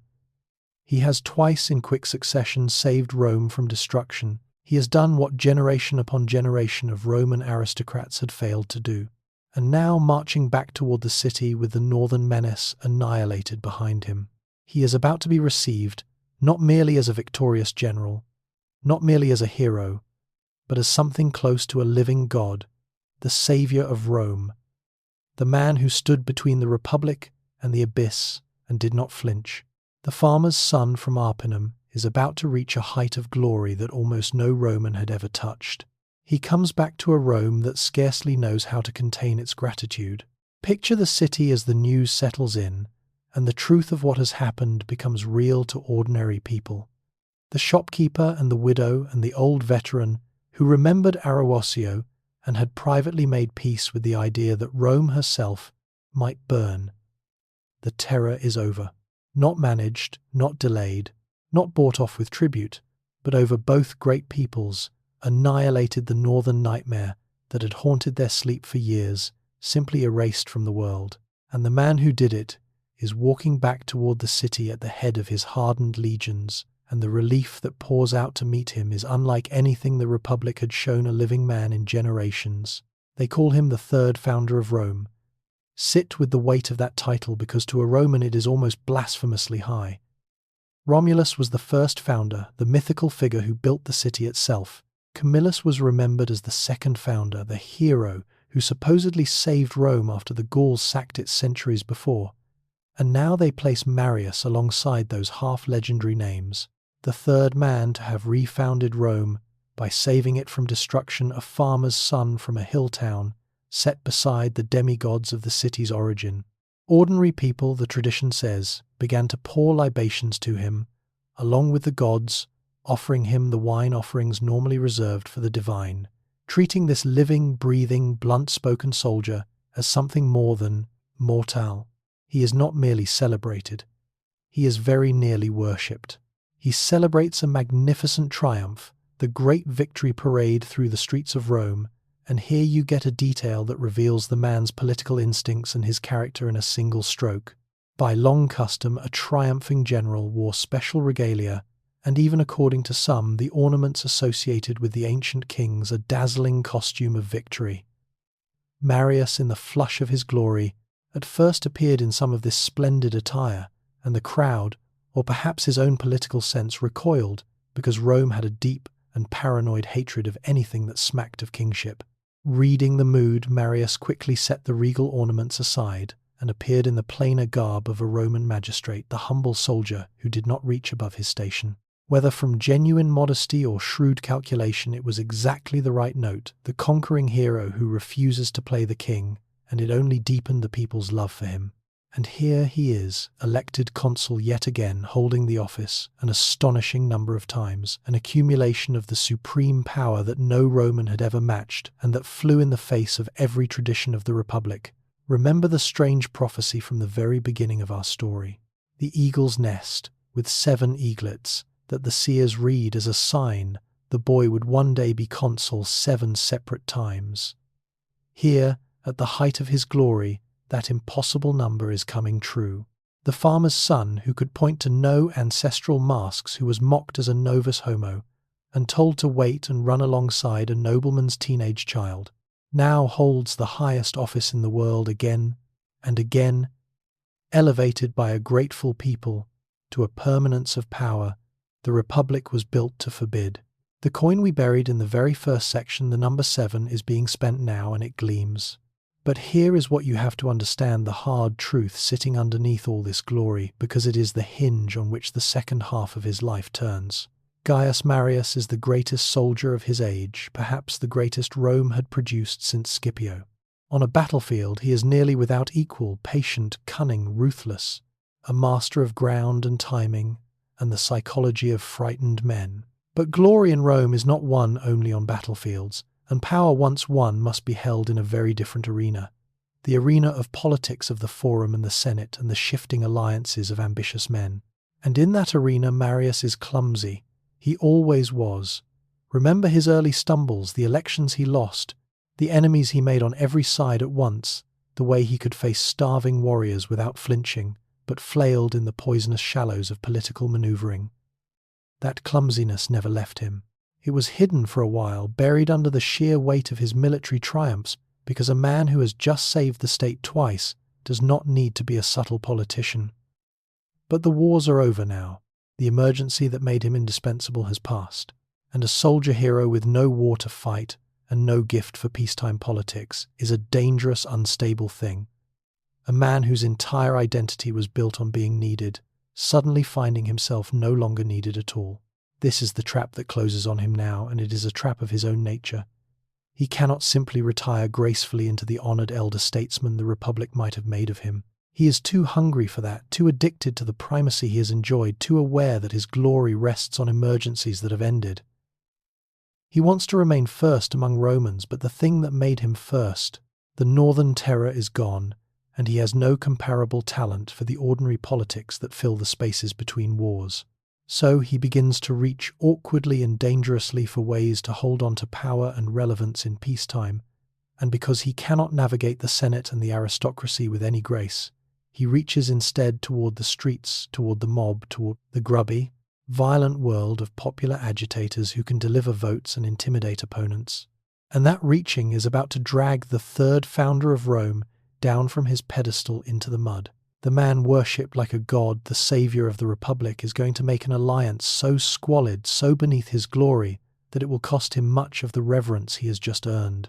Watch closely, because the peak we have just climbed is the highest point in the whole story, and everything from here descends. He got to the summit as a soldier. He is about to discover how quickly a man can fall when he tries to stay there as a politician. The man he reaches toward is exactly the kind of man a hero should never touch, and the story of their alliance is the story of how Marius throws away a piece of his own greatness. His name is Saturninus, a tribune of the plebs, a fiery, radical, dangerous street politician of enormous energy and very little scruple. Saturninus is everything Marius is not in the political arena: a natural demagogue, a spellbinder of crowds, a man who understands the machinery of popular agitation the way Marius understands the machinery of a battlefield. He knows how to push legislation through the assemblies by force of mob enthusiasm, how to intimidate opponents, how to use the raw power of the streets as a weapon. And he has a cause that dovetails perfectly with Marius's needs, because Saturninus champions laws to distribute land, and Marius desperately needs land, not for himself but for his veterans. Here is the knot that ties these two mismatched men together, and you have to understand it to understand the whole grubby bargain. Remember the army reform, the poor men Marius recruited into his legions, the professional soldiers who owned no land and had nowhere to go home to. Those men have now served him faithfully, marched under his standards, exterminated the Teutones and the Cimbri, saved Rome. And now their service is ending and they have nothing. Marius promised them, implicitly and explicitly, that he would see them settled, given farms, given a future, in return for their years of soldiering. It is a debt of honor and a debt of practical politics, because a general's veterans are his power base, his loyal constituency, and if he fails to reward them, he loses them. But the Senate, jealous and suspicious of Marius, is dragging its feet, reluctant to grant his soldiers the land they were promised. So Marius needs a man who can force land legislation through against the Senate's will, and Saturninus is exactly that man. So they strike their bargain, and it is a devil's bargain from the start. Saturninus will use his mastery of the mob and his tribune's power to push through the land grants that will settle Marius's veterans. In return, Marius, the great hero, lends Saturninus the immense prestige of his name and the muscle of his loyal veterans who flood into the city to vote and, when necessary, to fight for the laws that will give them their farms. It is a marriage of convenience between the most honored man in Rome and one of its most dangerous rabble-rousers. And here is what you have to understand about why it corrodes Marius. The alliance drags him down into a world of political violence, mob intimidation, and thuggery that is utterly beneath the dignity of the third founder of Rome. Legislation is passed not by persuasion but by force, opponents driven from the forum by Marius's veterans, the normal processes of the Republic shoved aside by the threat of the crowd. The savior of Rome, worshipped like a god, is now the silent partner of a street brawler, and the reverence people felt for him begins quietly to curdle into unease. And Saturninus, given power and an ally as prestigious as Marius, grows steadily more radical and more reckless until he becomes a genuine menace to the whole state. He and his allies resort to naked violence to get their way. There is a rival candidate for office who threatens their control, and Saturninus's people simply have the man beaten to death in broad daylight. He pushes laws through by intimidation, humiliates the Senate, and begins to behave as though the ordinary rules no longer apply to him at all. He aims, some feared, at a kind of tyranny of the mob, with himself and his confederates at the head of it. And Marius, who has ridden the tiger of this alliance to get his veterans their land, suddenly finds that the tiger has grown too large and too wild to control, that his useful, dangerous partner has become a threat to the very Republic Marius twice saved. Now watch the excruciating position Marius finds himself in, because it is the exact kind of political knife edge that he, the blunt soldier, is worst equipped to walk. He is the consul, the chief magistrate sworn to uphold the Republic and its order. And his ally, Saturninus, has become a violent menace that the Republic can no longer tolerate. The Senate, alarmed, turns to Marius, the consul, and effectively orders him to put down the very man he had allied himself with, to use the authority of his office to crush his own political partner. Marius is caught between his obligation to his ally and his duty to the state, between the friend who delivered land for his veterans and the office that demands he restore order. And here his political clumsiness, his lack of any gift for the subtle arts, leaves him nowhere graceful to stand. There is no clever maneuver that lets him keep his honor, his ally, and his office all at once. He has to choose, and the choice is going to be ugly whichever way he turns. He chooses the Republic and abandons Saturninus, and the way it plays out is a small tragedy of divided loyalty. As consul, he raises a force and moves against his former ally, cornering Saturninus and his followers. They take refuge and are besieged and forced to surrender to Marius on the promise of protection, for Marius, to his credit, does not want his old partner simply slaughtered. He locks the captured men up, intending to see them tried lawfully. But the furious mob of respectable Romans and the Senate supporters who want Saturninus dead now will not wait for a trial. They break in upon the imprisoned men, and Saturninus and his followers are killed, some accounts say, pelted to death, with roof tiles torn from the building above them, while Marius, the consul who had guaranteed their safety, proves unable or unwilling to stop it. Feel how far he has fallen in this single squalid episode. The man worshipped as a god has ended up as the reluctant executioner of his own ally, having first used that ally to muscle through his goals by mob violence, and having then failed to protect him when he surrendered on Marius's own word. He has satisfied no one. The aristocracy still distrusts him. The common people who loved Saturninus now see Marius as a betrayer, and his own reputation, that towering godlike prestige, is stained and diminished, tangled up in thuggery and broken promises and a death he could not prevent. The soldier who was clean and simple on the battlefield has been made grubby by politics, exactly as his whole nature warned he would be. And now, his glory tarnished, his position awkward, his enemies emboldened, Marius does something that reveals how thoroughly he has lost his footing. He leaves. He removes himself from Rome, travels abroad, ostensibly on a religious pilgrimage to the east, but really because the man who does not know how to exist in Rome without a war to fight or a triumph to celebrate cannot bear to stand in the city as a diminished figure. And while he sulks in self-imposed exile, nursing his wounded prestige and his undimmed ambition, Italy itself is about to catch fire, as Rome's own allies rise in a terrible rebellion that will give the aging hero one last, desperate chance to matter. He goes east, and the pretext is piety.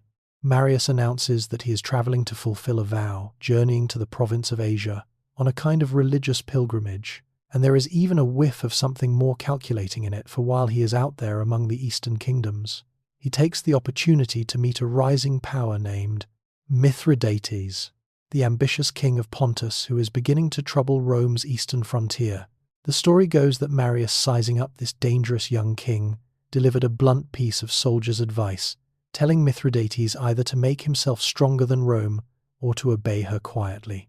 It is the kind of thing you say when you are hoping in your heart that the king chooses war, because a war in the east would be a war that needs a great general, and Marius knows exactly which great general he would nominate. Even in his pilgrimage, even in his exile, the old hunger is working, scanning the horizon for the next emergency that might make him indispensable again. Because that is the truth of these years, and you have to sit with how sad it is for a man who once stood so high. Marius is aging now heavier, his great victories receding into the past, and he cannot let go. He has tasted being the first man in Rome, worshipped like a god, and he cannot accept being a retired elder statesman, honored but sidelined. His whole identity was forged in crisis, in being the one man Rome could not do without, and in the quiet years of peace, he is diminished, restless, faintly pathetic, a lion pacing a cage of his own irrelevance. He wants one more war, one more command, one more chance to be needed, and Rome cruelly is about to hand him a war, but not the clean foreign glory he craves. It hands him a nightmare, a war against Rome's own family. To understand the fire about to consume Italy, you have to understand a grievance that had been festering for a very long time, and it circles right back to something from the very beginning of our story. Remember Marius's own hometown of Arpinum, the hill town whose people were only granted full Roman citizenship a generation before he was born. Across Italy there were many peoples like that. The Italian allies, the socii communities that had fought Rome's wars for generations, bled in her legions, shared her dangers, and yet were denied the full rights of Roman citizenship. They provided huge numbers of soldiers for Rome's armies. They died in Rome's battles against Jugurtha and the Cimbri and everyone else, and in return they got no vote, no full share in the state they helped sustain, and often the contempt and abuse of the Roman citizens they served alongside. For decades they had pressed for citizenship, for inclusion, for the rights their loyalty had earned, and for decades Rome had refused them, jealously guarding the franchise as the aristocracy had once guarded it against men like Marius himself. And at last the grievance explodes, when a Roman reformer who championed extending citizenship to the allies is assassinated. The last hope of getting their rights peacefully dies with him, and a huge swath of Italy rises in open revolt against Rome. This is the social war, the war of the allies, the socii, and it is one of the most terrible conflicts in Roman history, precisely because it is a civil war in everything but name, Roman, fighting against the very Italian peoples who had been fighting alongside them for generations. These are not foreign barbarians. These are men trained in the Roman way of war, equipped like Romans, disciplined like Romans, led by men who had served in Rome's own legions. It is Rome fighting a mirror image of herself, and it is savage, bloody, and desperately dangerous, for the rebels are numerous and skilled and fighting with the fury of the long betrayed. For a time it genuinely seems that the revolt might tear Italy and Rome herself apart. And so the old hero is called back. In this dire emergency, with Rome fighting for her life against her own allies, Marius is given a command once more. And for a moment it seems like the old days might return, the great general, summoned in the hour of crisis to save the state. Again. But watch what happens, because it is quietly heartbreaking. Marius is old now, and it shows. He fights competently, wins some engagements, does solid, unspectacular work, but the fire, the brilliance, the electric decisiveness of Aquae Sextii and Vercellae is gone. He is cautious where he was once daring, slow where he was once lightning.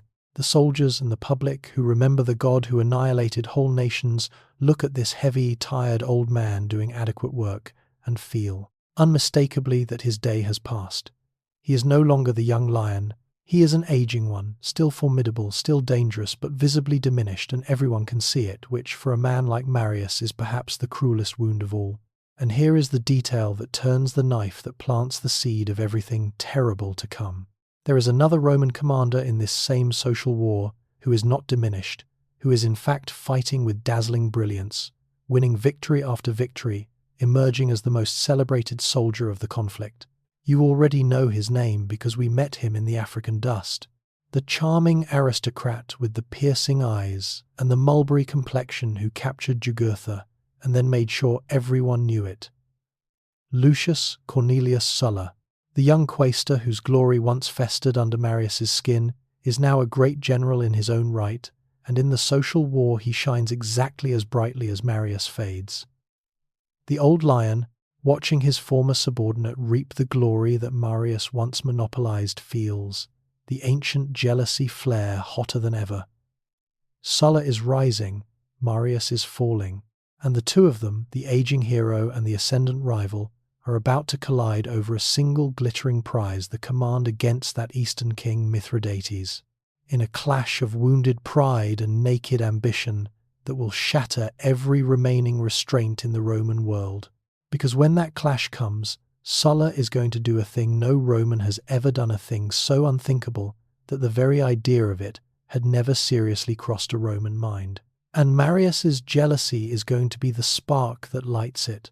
The republic that survived Jugurtha and the Cimbri is about to be wounded by its own greatest sons, and the wound will never truly heal. The prize that destroys everything is a war in the East, And to understand why two great Romans are willing to tear the Republic apart over it, you have to understand what a command like that meant. Remember Mithridates, the ambitious king of Pontus, whom Marius had sized up on his eastern pilgrimage, the one he half hoped would choose war? Well, Mithridates has chosen war, and spectacularly. He has swept across Rome's eastern provinces, and in one coordinated, monstrous stroke, he orchestrated the massacre of tens of thousands of Roman and Italian civilians living in the cities of Asia. Men, women, and children slaughtered in a single organized bloodbath on a day appointed in advance. It is a catastrophe and an outrage, and it demands a Roman response. A great army sent east to crush this king and avenge the dead, and whoever leads that army stands to win immense glory, immense plunder from the fabulously wealthy East, and the primacy in Rome that comes with a great victorious war. It is the richest, most glittering command available in the entire Roman world. Both men want it with a desperation that borders on madness. For Sulla, now consul and the rising star of the social war, the command is his by every right and custom. He is the sitting consul, the most brilliant general of the moment, and the Senate duly assigns him the war against Mithridates. It should be settled. It is settled by every normal rule of the Republic. But Marius wants it too. He wants it with the frantic hunger of an old man, who knows this is his last chance at the glory that defined his life, who cannot bear to watch his former subordinate claim the greatest prize while he fades into irrelevance. And here is what you have to understand about how unreasonable, how almost pathetic Marius's desire is at this point. He is old, heavy past, his prime visibly diminished, a man who struggled through the social war. The idea of him leading a grueling eastern campaign against a vigorous young king is faintly absurd, and everyone can see it but Marius himself. His ambition has outlived his capacity, and it is precisely this gap between what he was and what he still craves to be that makes his grasping so dangerous. So Marius does what he has always done when the Senate blocks him. He goes around it to the streets, to the mob, to the machinery of popular agitation he learned to use in the grubby days of Saturninus. He allies himself with a violent tribune named Sulpicius, a man with his own radical agenda and his own armed gangs, and together they engineer a stunning piece of political theft. Through mob violence and the raw power of the popular assembly, they push through a law that strips the command against Mithridates away from Sulla, the sitting consul, to whom it was lawfully assigned, and transfers it to Marius.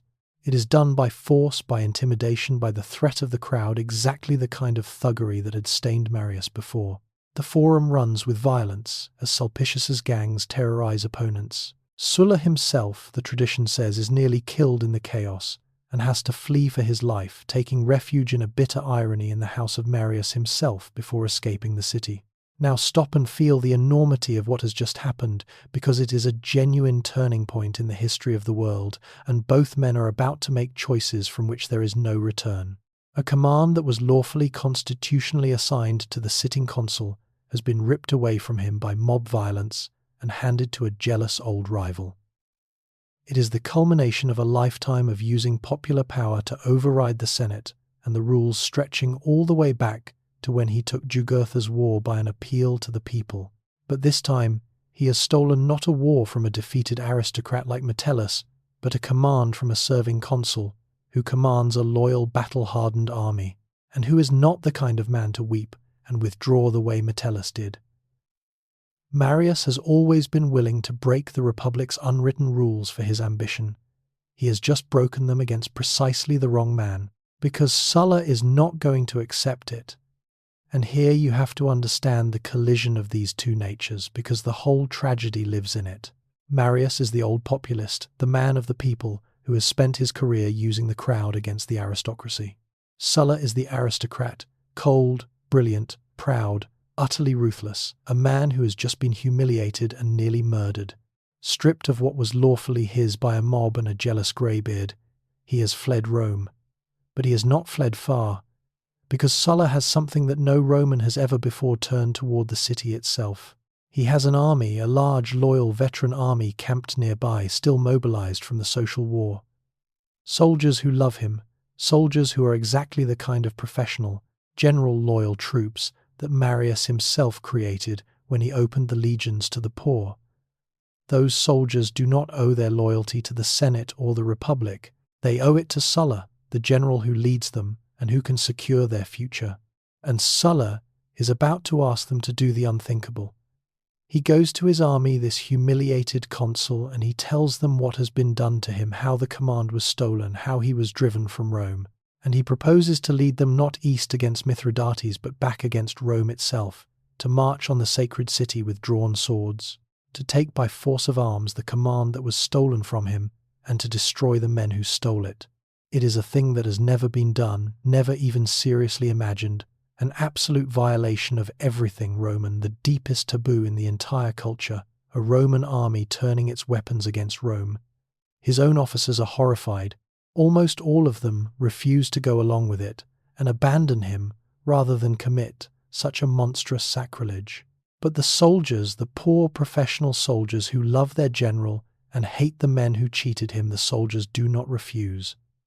They follow. And so the thing that Marius's jealousy set in motion is about to arrive at the gates of Rome in the form of the very kind of army Marius himself created, led by the rival Marius himself first raised up, coming to do the one thing no Roman had ever dreamed a Roman would do. The old man's grasping ambition has lit a fuse, and the explosion is going to bring the Republic to a place it has never been and never recover from. The unthinkable happens on an ordinary day, and that is part of what makes it so terrible. There is no great omen, no gathering darkness, just a Roman army appearing on the roads outside, Rome's standards, raised weapons ready, marching toward the walls of the city it was sworn to protect. For the entire history of the Republic for centuries there had been a sacred absolute line. Roman soldiers did not bring their weapons into the city. A general laid down his military power before he crossed into Rome. The very idea of an army in arms marching against the sacred boundary of the city was a horror so profound that no ambitious Roman, however ruthless, had ever crossed it. Sulla crosses it. He leads his legions straight toward Rome, and the taboo that had held for centuries simply shatters, and nothing in Roman history is ever the same again. Imagine the panic inside the city as the news arrives, the disbelief curdling into terror. Sulla is coming. Sulla is bringing his army against Rome. Nobody knows what to do because nothing like this has ever happened. There is no precedent, no plan, no defense prepared, because the whole thing was considered impossible. And Marius, the old lion, the third founder of Rome, the man who twice saved the city from destruction, is caught utterly off guard. He had used the mob, the political weapon he understood, to steal the command. It never occurred to him, it never occurred to anyone that Sulla would answer politics with legions, that he would do the one thing no Roman had ever done. Marius and his ally Sulpicius scramble to defend the city, trying frantically to arm gladiators and slaves and whatever fighters they can muster, but it is hopeless. A hastily assembled mob of the desperate cannot stand against Sulla's disciplined veteran legions, the hard professional soldiers forged in the very military system Marius himself created. The bitter irony is total. Marius is destroyed by the kind of army he invented, wielded by the rival he first raised up. Sulla takes Rome. His soldiers fight their way through the streets, and there is confused, bloody skirmishing among the buildings, Romans killing Romans within the city walls, a thing that would have been unimaginable a generation before.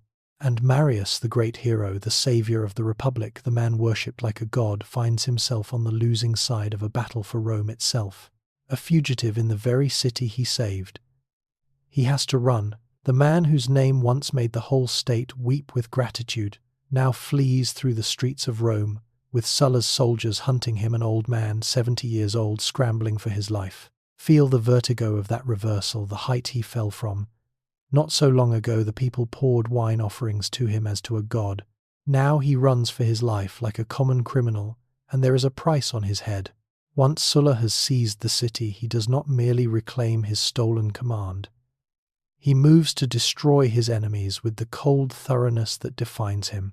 He has Marius and Sulpicius and their leading supporters declared public enemies, outlaws, their lives forfeit anyone permitted to kill them on sight. Sulpicius, the violent tribune who had been Marius's instrument, is hunted down and killed, betrayed by one of his own slaves, and his head is displayed in public as a warning, a grim new fashion in Roman politics that will become horribly familiar in the years ahead.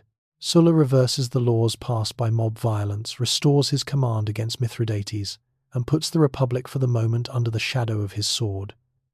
He has demonstrated a lesson that can never be unlearned, that whoever commands a loyal army can command Rome itself, that the ultimate authority in the Republic is no longer the Senate or the people or the law, but naked military force in the hands of a determined general. The door that Sulla kicks open here is the door through which every warlord of the dying Republic will eventually march Pompey and Caesar and all the rest, until the Republic is gone entirely. But here is what you have to understand about this first march on Rome, the thing that makes it a beginning rather than an end. Sulla, having seized the city and outlawed his enemies, does not stay to consolidate an iron grip. He cannot. Mithridates is still out east, having massacred tens of thousands of Romans, and the war against him will not wait. Sulla wants that command, that glory, that plunder more than he wants to sit garrisoning Rome, and he believes arrogantly that he has broken his enemies thoroughly enough that they will stay broken. So he sets his affairs in what he thinks is order, arranges for consuls he believes he can trust, and then he marches his army east, leaving Rome behind him to go and fight the war that started this whole catastrophe. He turns his back on the city, confident that Marius is finished, a hunted old fugitive who will surely die in some ditch, and that the settlement he has imposed will hold in his absence. It is the greatest miscalculation of Sulla's life. Because Marius is not dead, Marius is out there somewhere, running, hiding, an old man clinging to life with the ferocious tenacity that carried him from a mud-caked farm to the summit of the Roman world. And a man like Marius, humiliated, outlawed, hunted from the city he saved, does not simply lie down and die. He nurses his fury. He plots his return. And the moment Sulla's back is turned, and his legions have marched east beyond recall, the door that Sulla opened, the terrible lesson that whoever holds an army holds Rome, is going to be used against Sulla's own city by the very man he thought he had destroyed. But first, Marius has to survive, and survival is going to take him to the lowest, most degrading point of his entire extraordinary life. Before he can return in triumph and vengeance, the 7-time consul, the third founder of Rome, is going to be hunted through swamps like an animal, dragged from hiding, thrown into a cell to await execution, and reduced to a broken old man at the absolute mercy of his enemies. The story of how he escapes that pit is one of the strangest and most famous in all of Roman history, and it is about to begin. The flight is a nightmare, and it strips away every shred of the god the people once worshipped, leaving only a frightened, exhausted old man running for his life. Picture him 70 years old, heavy and slow, fleeing south from Rome with a handful of companions, an outlaw with a price on his head, any citizen entitled to kill him on sight. The great general who annihilated whole nations, who commanded the loyalty of legions, is reduced to hiding in barns and thickets, moving by night, jumping at every sound, trusting no one. He makes for the coast, hoping to find a ship and escape overseas, but even the sea does not want him. Storms and misadventure drive his little vessel back towards shore, and he is forced to land and hide in the wild country along the Italian coast, hunted, hungry, and increasingly desperate. And then comes the most famous and degrading episode of all, the one the ancient writers could not stop retelling because it captures so perfectly how far the mighty had fallen. Near a place associated with the ruins of old Minturnae, Marius, hunted by his enemies and unable to run any further, hides himself in a coastal marsh, wading into the reeking, muddy swamp and covering himself in the mire and the reeds to escape the horsemen searching for him. Imagine it. The third founder of Rome, 7 times consul, the savior, who twice pulled the Republic back from the abyss, crouched neck-deep in a stinking marsh plastered in mud, holding his breath as his pursuers ride past. But they find him anyway. They drag the old man out of the swamp, filthy and shivering and naked, and haul him into the town of Minturnae, where the local authorities, terrified of Sulla's wrath and bound by the outlaw decree, lock him up and prepare to carry out the death sentence hanging over his head. Here is the scene that became legend, and whether it happened exactly so or grew in the telling, it captures something true about the sheer force of the man's presence. The magistrates of Minturnae send a soldier into the cell to kill the imprisoned Marius, an executioner tasked with putting an end to the outlawed old general. One of the very northern people Marius had once fought, and he enters the dark cell with his sword drawn, ready to do the deed. But Marius is not cowering. The old lion is still in there. From the shadows of the cell, his eyes seeming to blaze in the dim light, Marius fixes the would-be killer with a stare and speaks in a great voice, a single terrible line that has echoed down the centuries. "Do you dare," he thunders, "to kill Gaius Marius?" And the soldier, the story goes, is so overcome with awe and terror, so stunned by the sheer authority radiating from this filthy, imprisoned old man, that he drops his sword, turns and flees the cell, crying out that he cannot do it, that he cannot kill Gaius Marius. Feel the electricity of that moment, because it is one of the great scenes of the ancient world. A naked, mud-caked, condemned old man with nothing left but his voice and his eyes, and the weight of his legend faces down an armed executioner and breaks him with a single sentence.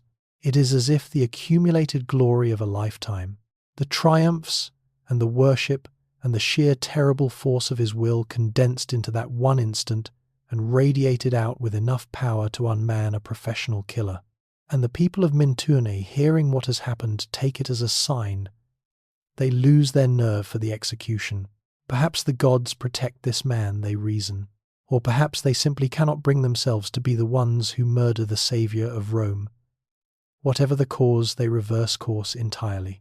Instead of killing Marius, they decide to help him, giving him supplies and a ship, and sending him on his way, spiriting the outlaw out of Italy to safety. So Marius escapes, and where he goes is heavy with meaning. He sails to Africa, to the very province where he won his first great glory against Jugurtha, and he lands near the site of Carthage, the ancient enemy of Rome that had been destroyed and left in ruins. And here the ancient writers give us one final unforgettable image, a moment of such perfect, bleak poetry that it hardly matters whether it is literally true. The old exile, hunted from his own city, sits down amid the desolate ruins of Carthage, the shattered stones of Rome's greatest fallen enemy, and the local Roman governor, nervous about harbouring an outlaw, sends an officer to order him to leave. The officer finds Marius sitting there among the rubble and delivers the command to go. And Marius, looking up at him from the ruins, gives his reply a line as famous as any he ever spoke. "Tell the governor," he says, "that you have seen Gaius Marius sitting in exile among the ruins of Carthage." He lets the image speak for itself, the fallen hero, among the fallen city, one ruin, contemplating another, both of them monuments, to how completely fortune can reverse the mighty. It is a moment of profound, defiant self-pity and self-mythologizing, and it is unforgettable precisely because it is so human. An old man insisting, even in the depths of his fall, that his suffering means something, that a Marius in ruins is still a Marius. But do not mistake this for the end, for a story of a broken man finding wisdom in his fall. Because Marius is not broken in the way that matters. He is humbled, hunted, aged, degraded, sitting in the rubble of Carthage with nothing. But the fury is still burning hotter than ever, banked down under the mud and the exhaustion, but very much alive. He is not contemplating peace. He is waiting, watching, calculating, because he knows something that gives him hope, the thing Sulla forgot in his arrogance. Sulla has marched east with his army beyond recall to fight Mithridates. Rome is behind him, garrisoned by men Marius believes he can turn. And the old lion sitting in the ruins is already planning how he will come storming back, how he will use the very door Sulla opened, and how he will make everyone who cast him down pay in blood. The saviour is about to become the destroyer, and the vengeance he brings will be terrible beyond anything Rome has yet seen. His chance comes exactly where he knew it would, in the gap that Sulla left behind him. With Sulla and his loyal legions marched far away to the east, chasing Mithridates across the Aegean world, Rome is left in the hands of others, and the settlement Sulla imposed begins almost immediately to crack. One of the consuls, Sulla, left in charge a man named Cinna, breaks with Sulla's arrangements and is driven out of the city by his colleague, and suddenly there is a powerful, aggrieved Roman leader outside the walls, looking for allies and looking for soldiers. And across the sea in Africa, an old man sitting in the ruins of Carthage hears the news, and the fury that had been banked down under the swamp mud flares into a blaze. This is the opening. This is the moment. Marius gathers what followers he can, veterans and outlaws and desperate men, and he sails back to Italy to join Cinna and take his revenge on the city that cast him out. Watch the old lion transform as he sets foot back on Italian soil, because something in him has changed, hardened, curdled into something darker than the general we followed through the northern wars. The humiliation of the swamp, the cell, the ruins, the price on his head, all of it has burned away whatever gentleness he once had and left a core of pure, vengeful rage. He raises an army as he goes, and here his old reforms come back in force, because the landless, the dispossessed, the slaves, he promises freedom to all flock to his standard. He is a legend, still the name that terrifies executioners, and men rally to him. Together with Cinna, he closes in on Rome, and he does not come as a suppliant begging to be restored. He comes as a conqueror, to take the city by force the second time in a single span of years that a Roman army has marched on Rome. The taboo, Sulla shattered, now casually broken again by the very man Sulla drove out. Rome falls to them. And what follows is the darkest chapter in Marius's entire life, the passage that stains his memory forever and shows what the 7-time savior of Rome had finally become. Marius enters the city he twice saved, not as a liberator but as an avenging fury, and he unleashes a slaughter of his enemies so cruel and so indiscriminate that it horrified even a Rome growing used to blood. He draws up lists, in effect, of the men who had wronged him, the senators and aristocrats who had supported Sulla, who had voted him an outlaw, who had abandoned him in his fall, and he has them hunted down and killed. His soldiers, particularly a bodyguard of former slaves he had freed, and armed roam the city, butchering the marked men, and the killing spreads beyond any list into a general terror. Heads of murdered senators are displayed in the forum, that grim fashion now in full flower. Men are cut down in the streets in their homes at their own hearths.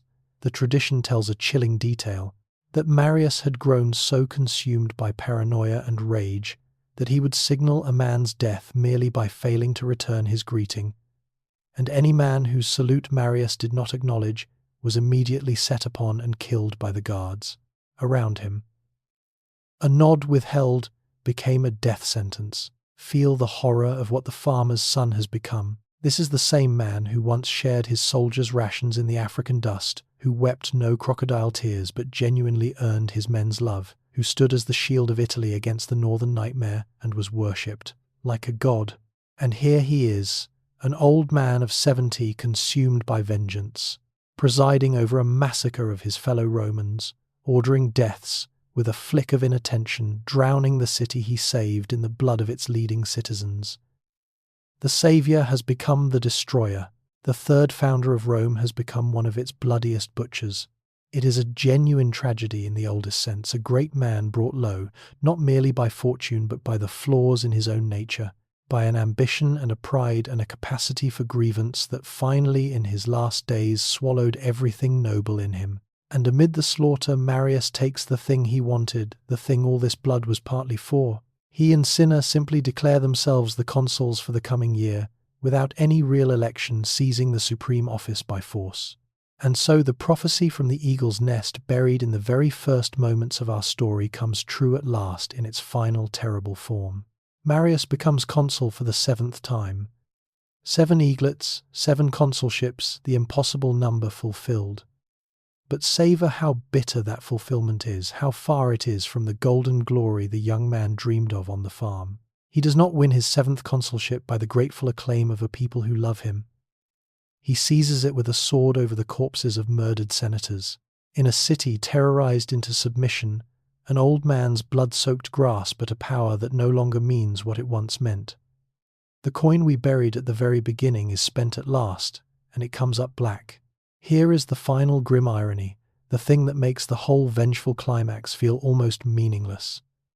Marius has clawed his way back to the absolute summit. He is consul for the 7th time, master of Rome, his enemies dead or fled, his vengeance complete. He has everything he schemed and slaughtered to obtain, and he cannot enjoy a moment of it.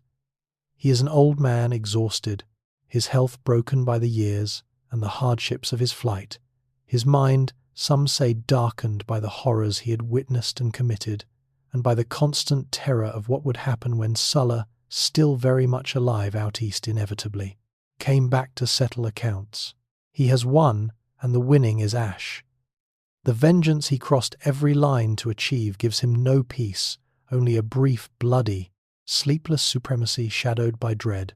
And within days of taking that seventh consulship, the thing he schemed and killed and defiled his own legend to grasp, Gaius Marius, worn out and used up, is going to lie down for the last time, leaving behind a Rome he has helped to poison, and a storm he has helped to summon, a storm that is even now sailing home from the east to break over everything he built. He does not die on a battlefield, this man who lived his whole life by the sword, and there is a strange mercy in that, though he might not have thought so. Only days into his seventh consulship, the prize he had waded through blood to seize, the old man falls ill. His body worn out by 7 decades of hard soldiering, and the recent horrors of his flight and his return, simply begins to fail. He takes to his bed feverish and exhausted, and the ancient writers describe his final days as troubled, haunted, his mind wandering. One tradition tells that in his delirium he imagined himself given the command against Mithridates after all the eastern glory he had craved so desperately, so that even on his deathbed he was fighting phantom battles for the prize that destroyed him, raving and gesturing as though leading armies against an enemy that was not there. Whether or not that is true, it is a fitting image for a man who could never stop reaching, who could not rest even as death closed in. And then, after a life that had carried him from a mud-caked farm in Arpinum to the very summit of the Roman world, and down into its bloodiest depths, Gaius Marius simply dies. Quietly in his bed, an old man spent at last. Here is what you have to understand about the timing of that quiet death, because it is the cruelest and most telling thing of all. Marius dies just as the monstrous world he helped build is about to devour itself, and he escapes by mere chance of timing the full reckoning for everything he had done. Because Sulla is coming. Out in the east, Sulla defeats Mithridates, makes his peace, and turns his hardened, victorious legions back toward Italy, back toward Rome, back toward the men who had seized his city and slaughtered his supporters in his absence. And when Sulla returns, he brings a vengeance that dwarfs even the bloodbath. Marius unleashed a systematic, organized slaughter of his enemies so terrible it gave a new word to history. He posts lists of the condemned in public, names of men to be killed, and their property seized, and the killing is methodical, vast, and merciless. Marius's son and followers are hunted down. The whole faction is annihilated. Sulla makes himself dictator, seizes absolute power, and reshapes Rome by force, proving for all time the lesson that had been building through this entire story, that whoever commands the loyal legions commands everything, and that the Republic's laws and traditions are only as strong as the swords willing to defend them. And Marius is the man who more than any other set that catastrophe in motion. Sit with the terrible arithmetic of his legacy, because it is the heart of what this story means. He opened the legions to the poor and created professional armies loyal to their generals rather than to Rome, the very instrument that made the marches on the city possible. He demonstrated again and again how the Senate and the sacred rules of the Republic could be bypassed by a strong man appealing to the mob and the crowd. He held the consulship in unprecedented rule-breaking succession, showing that the barriers against one man's dominance could be leaned upon until they gave way. And in his final fury, he helped tear open the ultimate taboo, Roman armies turning against Rome itself, and drowned the city in the blood of its own citizens. The man who twice saved the Republic from foreign destruction did more than almost anyone to ensure its destruction from within. Historians still debate how much to blame him, how much was the man, and how much the deeper currents of a republic already straining under its own contradictions, the collapse of the small farmers, the greed of the aristocracy, the impossible scale of the empire.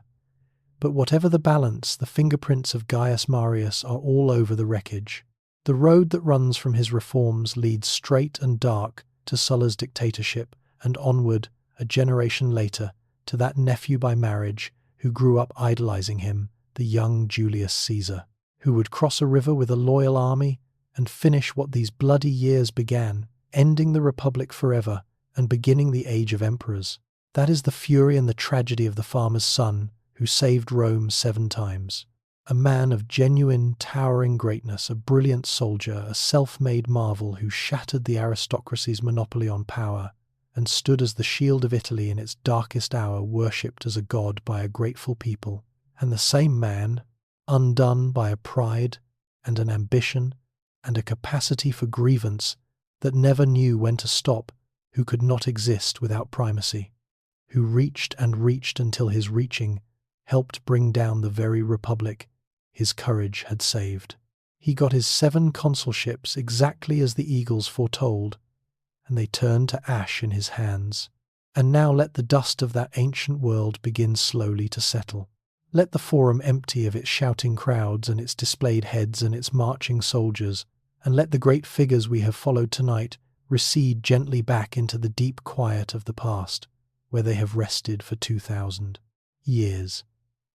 The mud of Arpinum has long since dried, and the barley fields where a hungry boy once bent his back have returned to grass and silence. The northern hordes are gone, their fury stilled forever, their bones settled deep into the earth of Gaul and Italy, and the swamps where an old man once hid have grown calm and green again. The ambitions that burned so fiercely, the triumphs and the betrayals, the worship and the vengeance, all of it has faded now into the soft and harmless distance of history, no longer able to trouble anyone, no longer able to trouble you. Marius sleeps as all of them sleep, the great and the terrible alike, their storms long spent, their voices long quiet. The ruins of Carthage lie peaceful under the African stars, and the sea that carried the old exile is smooth and dark and still. There is nothing left to fear in any of it. The past is at rest, entirely at rest, and it asks nothing of you now but that you let it go and let yourself grow heavy and warm and calm. The world around you is quiet. The lights are low, the soft hum fills the air, and everything is exactly as it should be. It is time now to let your thoughts slow, to let your breathing deepen, and to drift down gently into a deep and peaceful sleep.